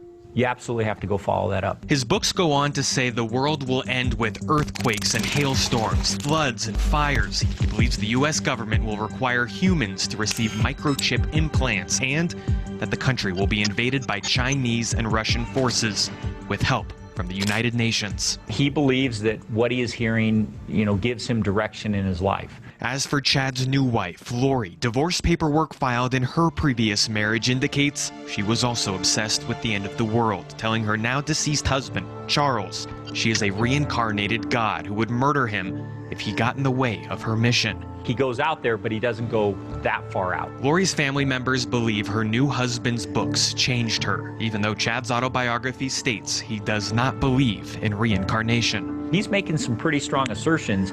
He just knows that there's a line and he's going to stay behind that line. We may find out later that religion played nothing into this, that it was all motivated by money maybe, or was motivated by a relationship. Are those the big 3, religion, love, and money? I think those are definitely the ones that you want to start with. This case is so puzzling in so many dynamic ways. Adam Herbets joins us live now. Adam, do we have any idea if Chad's 2 children, JJ and Tylee, who are currently missing, to mention Chad also has 5 other children, how do JJ and Tylee play into his books? We have no idea, honestly. I mean, so what if he believes that the end of the world is coming? That doesn't necessarily mean that your kids disappear. At least that's not what we read here. We know that he talks a lot about his 5 kids, the ones he had with Tammy, in these books. A lot of the characters in those books are named after those children, but we have no idea how the 2 new kids would play into his visions about the end of the world. It doesn't say anything about remarrying. It doesn't say anything about that. Real quickly, any idea when the results on Tammy's autopsy will come back? We do not know. Right now, they are playing a lot of things close to the vest. We don't really know what's going on. Exactly. We don't know exactly what's going on right now in Hawaii, if they're still in Hawaii. So we're hoping to get some sort of update by tomorrow morning. And we have an update from you now.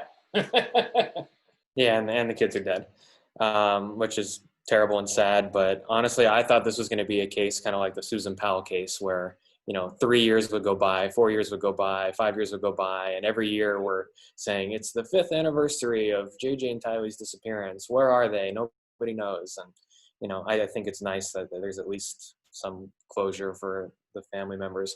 That story actually aired the day before we ran a half-hour special on the story. So there's definitely some pieces missing. And it was kind of supposed to be like a teaser to the special, which kind of explains the full story. But yeah, I mean, obviously there's a lot of moving parts and crazy family. You first became, have any guys, by the way, this story has gone, so you were on, that's a network show with Nancy Grace. Is this story 48 hours in Dateline, for instance? They got to be, I hate to put it that way, it sounds crass, interested in this story now. Yeah, Dateline's done it. I think 48 Hours has also done it.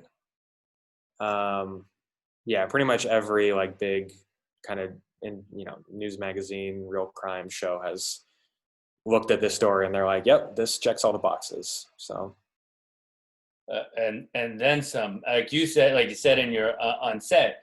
Then you mix in, it doesn't necessarily have anything to do with the now I can say with the crimes, the whole end of days and all of that stuff. Forgive me, did you say arrested, not arrested, at large, on the lam? They're arrested on like some weak ass charges, like concealing evidence. And it's like the evidence are their kids' dead bodies, but no murder charges yet. But they're in custody, no bond. They're in custody on, like $2 million bail. But everyone's just kind of waiting for the murder charges to come because obviously your kids don't end up dead in your backyard without you having some sort of connection to it. So for this one, we talked about all the time that goes into doing stories.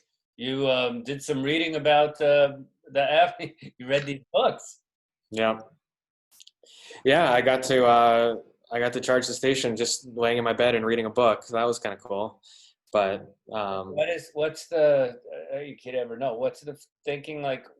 Why?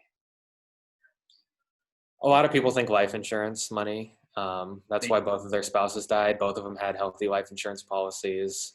The religion thing could be a farce, but it could also be one of them manipulating the other, and everyone's like waiting for one of them to turn on the other, because they're both in jail, but they're separate. And I'm sure at some point, they believed the world was going to end on July 22nd, 2020, and obviously that day came and passed. So everyone was kind of wondering, would one of them have a spiritual awakening and say, "Oh my God, we're all still alive. Maybe this isn't true," But we've interviewed cult experts on this story. We've interviewed criminal profiling experts. We've interviewed family members. We've interviewed distant family members. We've interviewed people who, sold them their house, and on the housing application they wrote, we're a nice, clean couple with no kids, just everywhere they go, there's people who want to talk about this crazy ass couple. So strip away all the prophecies and whatever. They're liars. I mean, in some ways, and they did it for the life insurance. They're garden variety just criminal killers. AJ asked, what were the causes of death for the two deceased partners?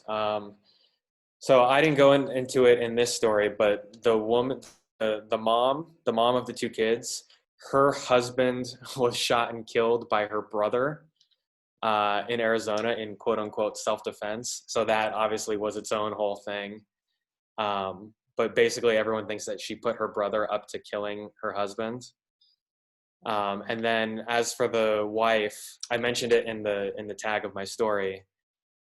They still haven't released the autopsy, and that story ran in February. So we're now 8 months later, and they still haven't released the results of the autopsy. Everyone assumes she was poisoned or something, but I think maybe they can't find out what she was poisoned with, or they're just, again, not playing all their cards. But yeah. And by the way, the brother who shot and killed the husband also died suspiciously. So everyone connected to this family ends up dead. Is this one that I assume it is that keeps moving the dial? Tons of views, tons of. Yeah, and the whole Mormon thing definitely creates even more of an interest because he was well read off. I mean, 30 years. This guy's been around for a long time. Yeah, I mean, you hear about people becoming radicalized as part of their religion. I mean, this guy was clearly a radicalized Mormon, and people who identify with the church, stay as far away from him as possible. And yet he was a very popular author amongst, the LDS Church up until this point. And he's probably been excommunicated and, all that fun stuff that comes with it. Wow. So how do you, last on this, how do you, so you have other entities doing this story. So you've got you have your sources on this that keep your reporting fresh and distinct. You had that FBI criminologist, I guess. Yeah, actually, he's a good source. His wife used to be an investigative reporter at one of the rival stations, So even though he's like a total like law enforcement guy through and through, like he gets the business and, you know, doesn't have any. Hey, you're new. You're just starting out, Adam. Well, he likes me a lot more now after I did the story than before. But, you know, all it takes really is one, you know, when you have the same story as everybody else, then people aren't going to come out and send you an email or give you a phone call and say, hey, I got more for you. But when they see you're the one who's leading the pack, then they say, okay, I'm going to invest my time in talking to that guy. I'm going to find a way to reach him and tell him, you know, oh yeah, I talked to Chad, you know, last week and this is what he told me, you know, that kind of stuff. I think they still do. Owning a story. You got to show your not even yes to the viewers, but you show the people who are involved in the story, the law enforcement one. You know, sure, everyone's got an edge. We can get our role out there with Adam. That's great. But you know what? Adam's respected on this story because he's on it. So that's why we're going with him. And he's I don't get nervous or really care about what the typical Facebook comments are on a story, but I definitely care when someone who's in the story sends me a text message afterwards, because that's the spooky part, when, you know, you want them to say, you know, even if it's the quote unquote bad guy in the story, if they sit down and do an interview, then I'm going to do everything in my power to give them a fair shake. And, you know, they might say, hey, I didn't like it, but you know, at least you were fair. And that's kind of the best compliment you can get. But especially when you're dealing with victims, it's you really want them to think highly of the story. Would you agree, Mike, that is absolutely one of, or it goes to the greatest compliment you could get, is that you're an honest broker. The number one thing is to get. They might not like it, but it's like, but you want to be right before you be first. Yeah, you want to be right. You always want to be right, and that's one of the things that those are deadline pressures we always deal with. But you know, even when somebody isn't happy with a story, my question is, well, what was wrong? Right? If it was something wrong, tell me what was wrong, and I can fix it. But if you're just not happy because it made you look bad, well, that's kind of on you, killing your kids and burying them in the backyard, right? And so, I mean, that's the reality of that. You know, if there's a fairness to it. You give people a fair opportunity, you know, and to tell their story, and you don't manipulate. You don't say, I'm going to be fair and honest to you, and then you cut things in manipulative ways, and then that's not going to be the reality of it, right? You're not going to get a second opportunity with somebody. Once you burn someone once, you can burn them. That's it. The old saying, you can shear a sheep many times, but you can only skin them once, kind of thing. Once you burn somebody, it's done. And, you know, with Adam is building relationships with police and carpenters unions and those kinds of things. And the other thing you have to watch out for, I know Adam knows this, but this is to the students, that they have to watch out for is everybody has an axe to grind or a reason why they're doing something. Okay, so always make sure that you keep your perspective. Oh, this guy's got a great story. Well, does he have a great story, or is he trying to get a rival? Is he trying to go after the opposition? Is he a GOP guy and this guy's a Democrat? And so you have to understand there's a very big symbiotic relationship in this business with the news sources and you. And some people are doing this because, hey, there's something going on in my office that isn't right, and I want to be that whistleblower. I want to be your source on this. I want to tell you a story. And there's other people who have an agenda. And so those are things that Adam goes through on a regular basis to weed out, is this a real investigative story, or is this somebody with an axe to grind? And those kinds of things. So there are all those things that balance. But you know, back to the original question, yeah, you want to make sure you're clean, and you have to be aware of all of those things when you're doing those interviews. You're giving everybody a fair opportunity, and you're going to be straightforward with them. Listen, you may not like how this looks, but I'm going to tell your story. And I'm going to tell somebody else's side too. I'm going to these people, and they're going to hear from them too. Do you want your opportunity to be able to tell your story, or do you just want me to have those folks who are saying you're a bad guy? And it's going to be one-sided.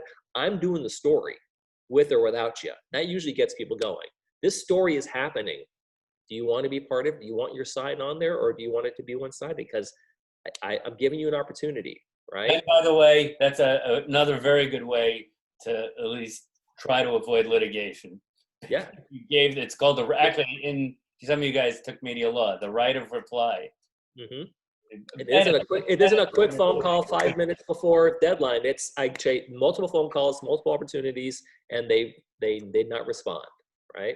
Yeah. For my story that ran tonight, again, I mean, I sent these stupid school board members who are sending them text messages. I called them, I sent them emails, and I knocked on their door, and I recorded myself knocking on their door, and either them not answering or ignoring me or saying no comment. I mean, I gave them 4 shots, and boy, did they look dumb in the story when, like, of course you're gonna look dumb when I give you this many opportunities and you don't take it. I mean, Sure. I'm sure they had a media person for the school district say, you should probably do this. And they're like, I'm the elected official. You work for me. I'll do what I want. Yeah, the oldest PR advice in the book: get out in front of it. If you sent an F-bomb, it happens. Own it. Yeah, and I would have respected it if they did. Right. I'd be like, God, I wish I could take that one back. Send button is just too available. Hey, Adam, so give me, Mike. We're going to finish. You have a great feature, but it's better to finish. And we got one more of Adam's. I can't believe people like this roam the earth. So should we show the guy who got off on the death penalty, and then, or I still like the Vegas. I teased it a little bit. The one from Vegas with the guy torching cars. Which would you prefer to watch? They're both good stories, and every story has a great behind-the-scenes story behind it. But I still have questions on this one, so I'm going to put up the Vegas one if that's okay. Okay. Set it up a little. Let's see. Yeah, so this story ran in 2018. This one I had a great photographer that I worked with who did awesome with editing and shooting, and it was a very video-poor story that he made look awesome because all I had was this grainy dash camera video and this grainy court video, and somehow he still turned it into a masterpiece. But it's a story about an arsonist cop who got off, and there was definitely some shady stuff going on in the investigation that kind of helped along the way. And I think that's probably enough. This is in Vegas.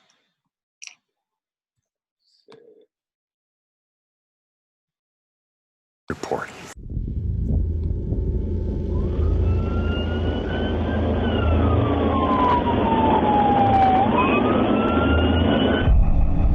This is the video a jury never got to see. Not occupied. There's not even a vehicle attached to it. I'm just going to stand by for drive control. An NHP trooper pulls up to a huge burning RV. I think you definitely have reason to. And an hour later, the owner shows up. But there was nobody here with this vehicle when I arrived. No reported party. He showed up about an hour after we got on scene. Identifying himself as a Metro officer. He is? He is. K-9 officer Jeff Harper, the #1 suspect. The only problem is when Harper talks to the trooper, that part of the video somehow went missing. It wouldn't play and you didn't know why. They didn't tell you, hey, this is a Metro officer? The video was shot by an NHP dash camera, but the case belonged to the Clark County Fire Department. Investigators said Harper is an arsonist who lit gasoline on fire and got caught lying to his insurance company. But when they got the video, they didn't turn any of it over, even the parts that weren't corrupted. When Officer Harper had the chance to talk to us in front of his brand new RV, he refused and lied about his name. I did not feel like it had any evidentiary value. Okay, and why? Why is that? I don't have an answer for it, really. Me not turning it over was just, it was an error. I did not do it intentionally. I can't think of a piece of evidence in this whole case that would have more evidentiary value. The judge and the Attorney General's office agreed. You just can't fathom how that could happen by somebody trained to do these kinds of investigations. Prosecutors even took the stand themselves and said they were blindsided by Danelle Hogard, the fire investigator who retired after this case. You indicated that you wanted to make sure that you dotted the I's and crossed the T's. Yes, it was an oversight, sir. Whose oversight? Mine. Yeah, we're still looking through some of that, so we're not going to delve into that. For almost a year, the Clark County Fire Department and the chief have refused to talk about it. And I'm not really up to speed on all that stuff right now, but if anything comes up, we'll let you know. He never did let us know. Instead, the deputy chief said they have no comment. They never will have a comment. And when we asked why, they said no comment. It's not a misrepresentation. It's not a mistake. Somebody's flat out lying in this case.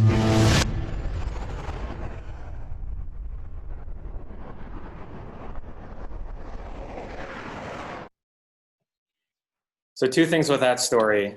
The shot where I'm walking up to the arsonist cop's house, that was dash camera video from my photographer. And my photographer was behind me, following me, and we went up there, and he's sitting in the garage, and I walk in his garage, and I'm pretty nice to him at first, and his canine is there. He's like holding the dog back. I guess when you're on administrative leave, your dog is also on administrative leave. I didn't know that. So I talked to the guy, and I'm like, hey, are you Jeff Harper? And he says, oh, no, that's not me. Oh, sorry, I'm on a Zoom. Good job. I'll be right back. I'll talk to you tomorrow. Great job tonight. See you tomorrow. So I talked to him, and he says, oh, no, that's not me. I'm like, really? Because you sure look like him. Like, are you his brother or something? Oh, no, I get that a lot. I'm like, I'm pretty sure you're him. My photographer double punched on the entire thing. Oh! He got so excited that he pressed record. He turned on the camera, pressed record, and probably the camera was still turning on. So none of it was recorded. So that was a bummer. What happened to the footage from the accident? Yeah, exactly. A perfect metaphor. And then the other thing that happened is you saw the interview with the fire chief at the end. That was not an interview that he agreed to either. I mean, it looked like a sit-down interview, but what, you think he sat down to say no comment? No, that was an interview where the Bellagio caught on fire, and we were doing a story on it. And I was like, this guy's been ducking my interviews for a while. I'm going to go over here to do the story about the Bellagio caught on fire that I didn't give a shit about. And I turned the camera on, and I just started asking questions about this. And of course, at that point, the mic is attached to him.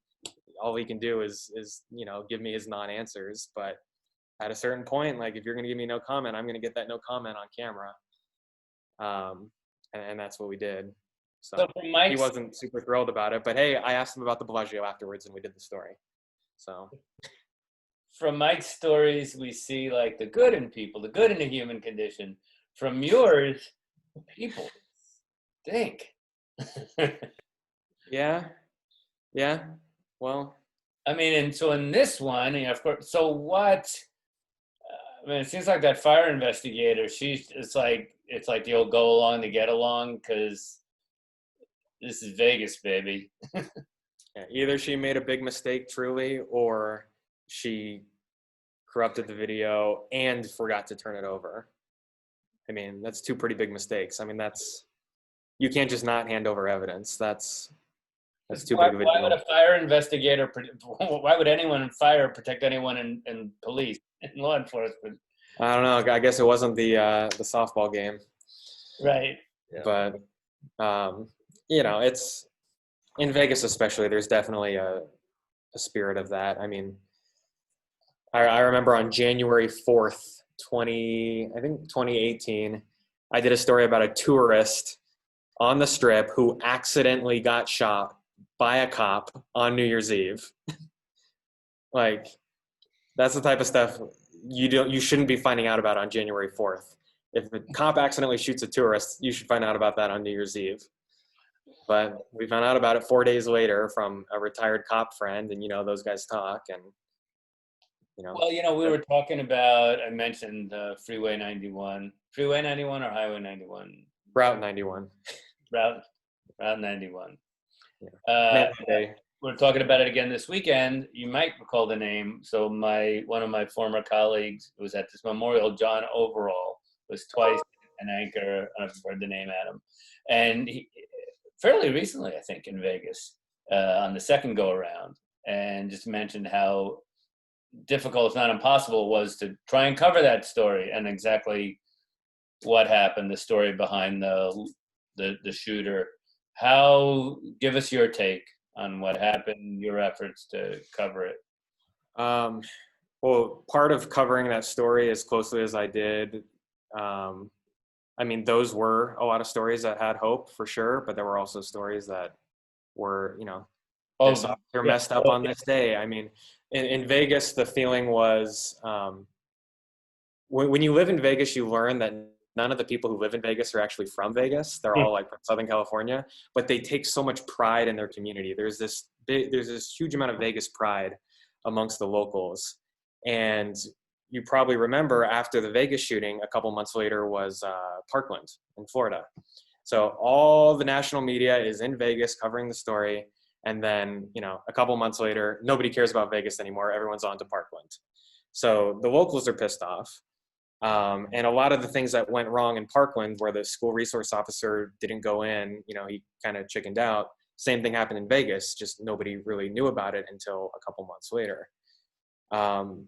You hear all the conspiracy theories about multiple shooters and that kind of stuff, and you have to, you know, as much as it pains me, I have to look into it, even though I think it probably is a conspiracy theory, and I did, and there's explanations for almost all of them.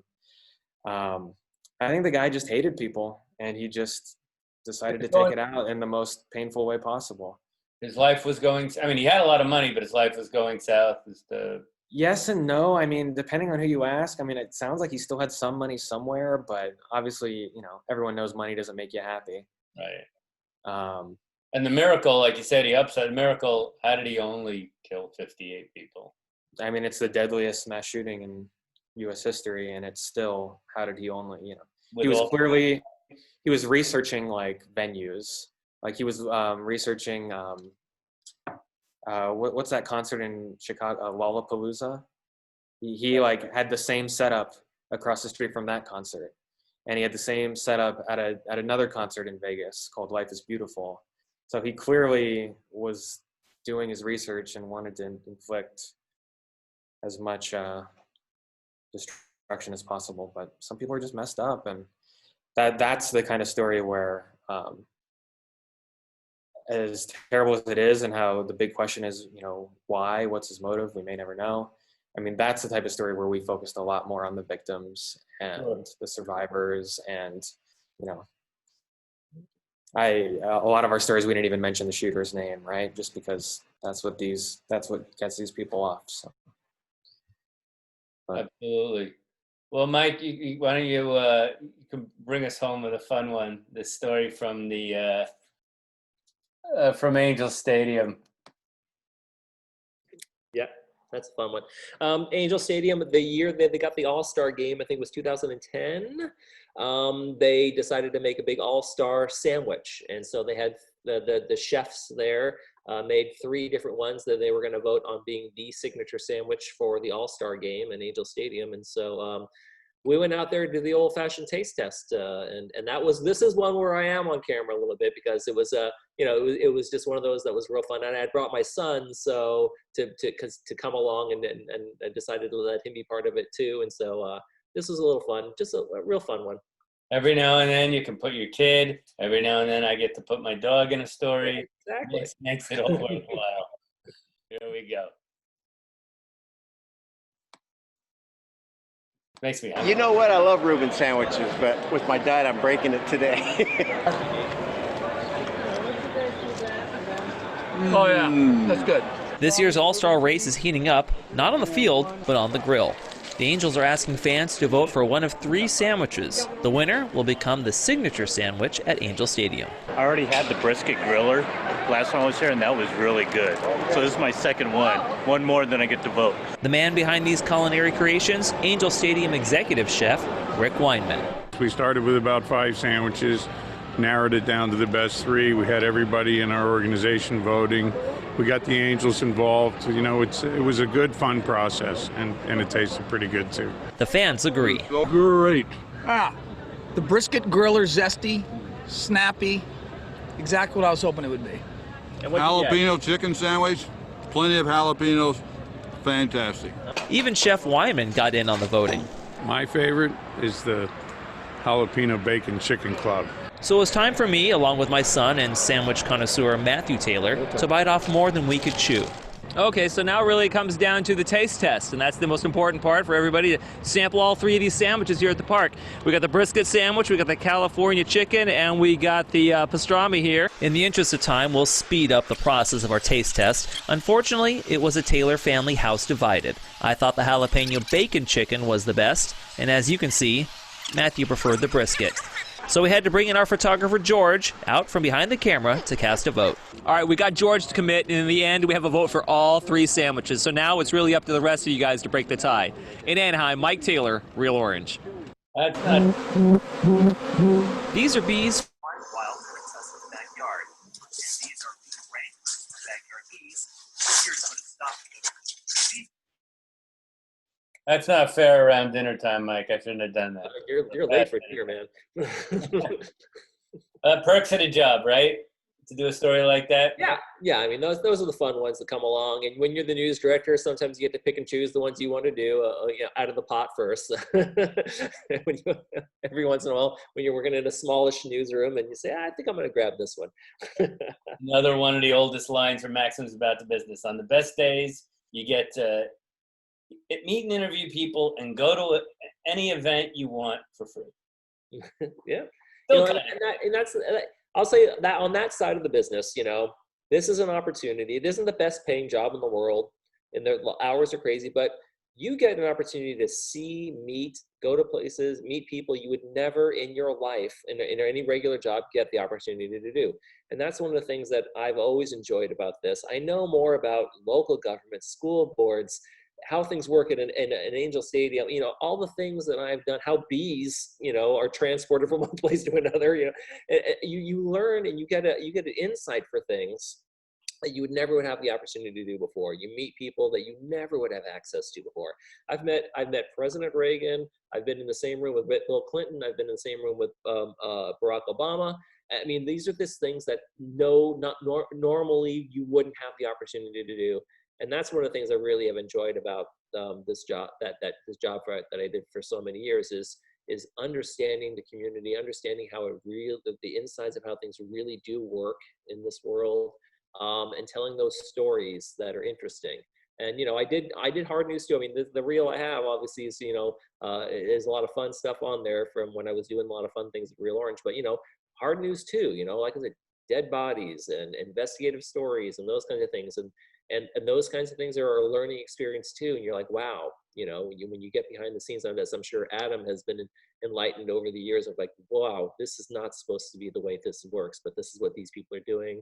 This is behind the scenes, what's going on. And when we shine a light on it, everybody runs to the corners, because here we are with our camera and we're saying, here's how it should be, but here's how it really is. So it's an interesting business to be in.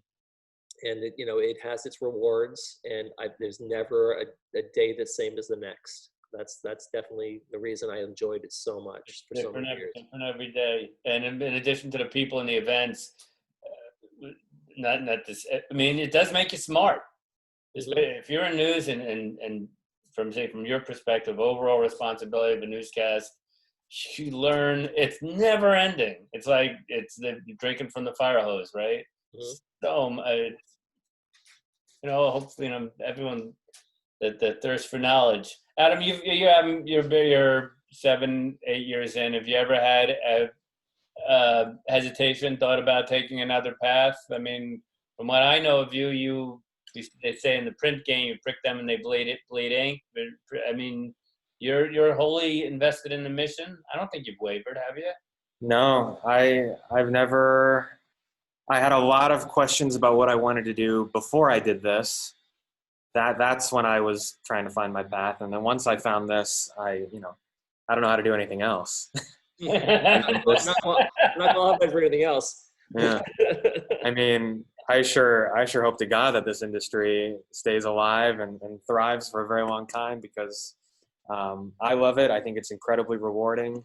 I'm pretty sure you guys have probably seen like the T-shirts and the mugs that say, with all the catchphrases about how terrible the job is, but hey, at least everybody hates you. I mean, it's not as glamorous as it once was, and I don't think that's why the good ones do it. You certainly meet people along the way who are more interested in being on TV than than doing journalism. But I think a good mix of both is very important, and it's incredibly rewarding, and especially in this age of digital. You get kind of that instant feedback of the people who tell you that what you're doing is making a difference, and I love it. I can't see myself going like a lot of people when they get sick of it and they get burnt out and they don't like the hours and they have kids and they want to spend more time at home. They go the PIO route and they go on the other side of the camera, and I don't think I could do that. I mean, it's just I can't. Maybe I'll whatever the next platform is. A reporter once said that, if TV dies and we're all doing news on little holograms that we hold in our hands, I'll learn how to do that, and I'll do that. So that's kind of where I am. Well, you're making your alma mater proud, and Mike, I've told you, as fine and honest a newsman as I've met in 30 years. So I want to thank you both for coming on. And Adam, I'll leave you with good news.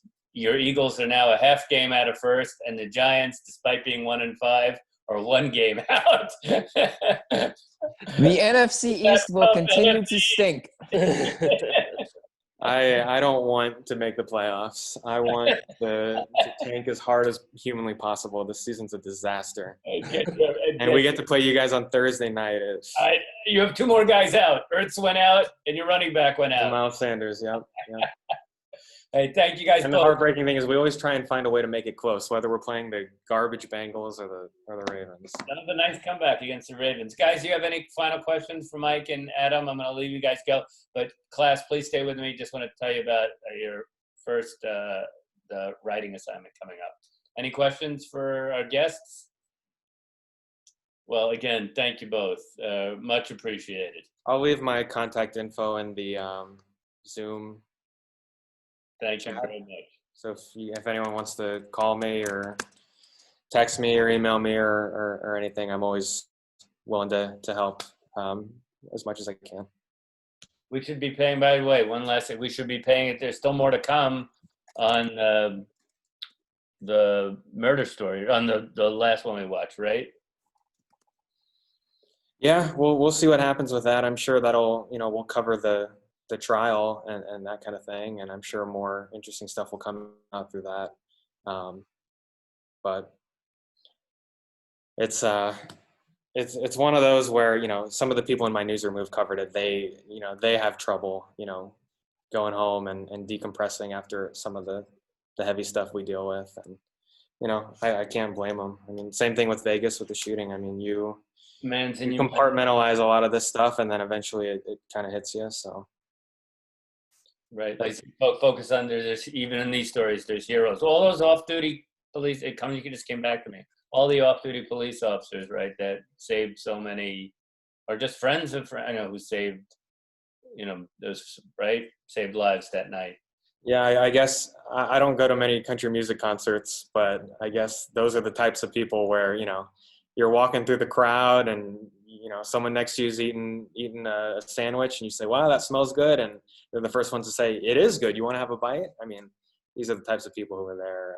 And, whether it's a fun moment or a tragedy, everyone really stepped in. And that's good to hear. Good to hear. Thank you both. So here's your first, if you guys remember from the course outline, there'll be between 1 and 2 pages. And what I want your opinion. I want your, not necessarily your opinion, but your take, and write a chance to write colorfully on anything that's been talked about from our guests tonight, going back to the first week. Erin Lim went off to overseas for a couple of years, came back. She's doing really well. Maybe you just take on, and she's not the only one to do that. Anderson Cooper did that and then launched his career as a backpack journalist. Clint Eastwood did it, made spaghetti westerns before. So maybe you go, but anything, and feel free to contact any of our guests.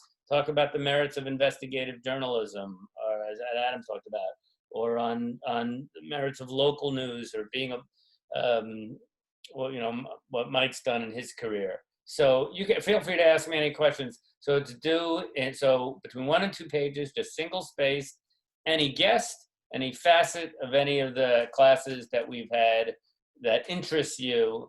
And like I said, feel free to go maybe a little beyond what we did in class, so whether that's research or emailing or calling up one of the guests, you have their contact information, up to you. And do not this Sunday, but do at the end of business, so to speak, next Sunday. Any question? And just email it to me, of course. Any questions on it? I also am going to send you, I got some real interesting former student. If we have any baseball fans, don't necessarily have to be baseball, but sports fans, some really cool internships for next summer. If you have a little bit of adventurousness in you, it's actually there in next summer in Wisconsin with a summer league, a really big time summer league team. So I will send out the information. The class gets the first crack at it to be either a radio announcer, TV announcer. It's a big time summer league in Wisconsin. So anyone want to do sports, be an announcer? Anyone? Being an adventure. And then, what was the James Franco movie where it's the Cape Cod League, like 20 years ago? James Franco and Blake Lively. All right. Anyway, you guys, thanks for a really good class. Hope you enjoyed meeting Adam and Mike. And I will see you guys next Monday. Thanks, guys. Thank you. You got it. Mike Soren from All About Shark Week. A lot of cool stuff. Guys had a great career with Discovery. Have a good night. Thank you. Thank you. Also, Pete, at least the Giants are not the Jets. I know. For the record, for the record, let go their best running back. Keep getting injured all the time, and they won't fire the worst coach in NFL history. Okay, not the worst coach in NFL history, but the worst coach working in the NFL right now. Did you see how long they held on to Eli Manning? The Giants are the Jets. Okay, at least we have a new quarterback who's actually never mind. That quarterback. I don't know how I feel about Daniel Jones yet. And they also talk about any of the quarterbacks in the NFC East right now. Except for Prescott. Prescott's good, but we just gotta wait for his injury. If he comes back. If he comes back, like literally, the Cowboys have most of the pieces. It's just they can't get their junk together to get it to work. Pete, were you a little happy when Dak Prescott went down? I like Dak. I've told you that. Yeah, but I'm not wishing it. I don't want it to be a career ender, but. No, you root for injuries. Hey, I just got the information. We broke Romo's leg. Remember that? Yeah. That's why you. Wow. I like Dak. I felt I know were happy. I felt. I wasn't happy, but I wasn't like distraught like everybody else. Oh, poor Dak Prescott. It looks so it's a broken ankle. He'll be fine. It went through the skin. Skin regrows. But the bone went through the skin. It's not supposed to do that. I've only seen that twice. There was that college basketball player a few years ago, and then the boxer. My father actually saw the boxing one live. He literally he never watched boxing. He sat down on the couch because he was visiting family that watched boxing all the time, and he literally saw it, and he's like, well, that's not how legs are supposed to go. So, but, yeah. When someone tears their ACL, it should be a bigger deal than this Dak Prescott injury. An ACL is hard to recover from. An Achilles is hard to recover from. Broken ankle, Dak Prescott will be fine. Yep, and that makes me worried because Saquon Barkley has a torn ACL, and I'm a Giants fan, so. At least I'm also a Dolphins fan, and right now I'm plenty happy with how the Dolphins are doing. They look good. They're a nice surprise. This guy, he can obviously coach. Dolphins look, they killed the 49ers a couple weeks ago. Dolphin, I am very excited because let's put it this way. Right now, Ryan Fitzpatrick is doing good. Imagine when Tua gets ready. Dolphins are going to be great next year, and I cannot wait because my Giants aren't going anywhere until they, fire Dave Gettleman. Fitzpatrick is like that every year. He has like 8 games a season where he's like, holy cow, this guy's amazing, and then he throws 6 picks the next day.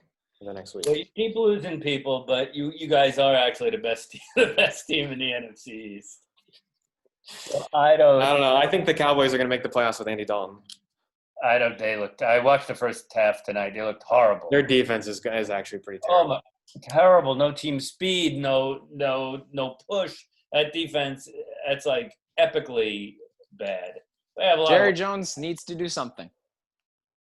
I don't know what his plans are, but something needs to be done with the Cowboys, even though I kind of don't want that to happen because I'm a Giants fan and I prefer the Cowboys to, well, keep losing. But given that we beat the Eagles Thursday night, we're tied for first. Yeah, we were in first place with like 0-2-1. It was genius to play for the tie by Peterson. Yeah, yeah. Jerry Jones has been needing to do something for a while, and honestly, that's actually one of the bummers about the Dak Prescott injury is now he probably isn't going to make as much. And I was hoping that he would get some super inflated contract so that the Cowboys would stay bad.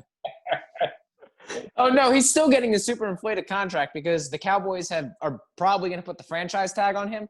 The second they put the You think they'll do it again? They've already announced. They've basically all but confirmed that they're doing that. So once they put the franchise tag on him, that's a $38 million hit to the cap next year.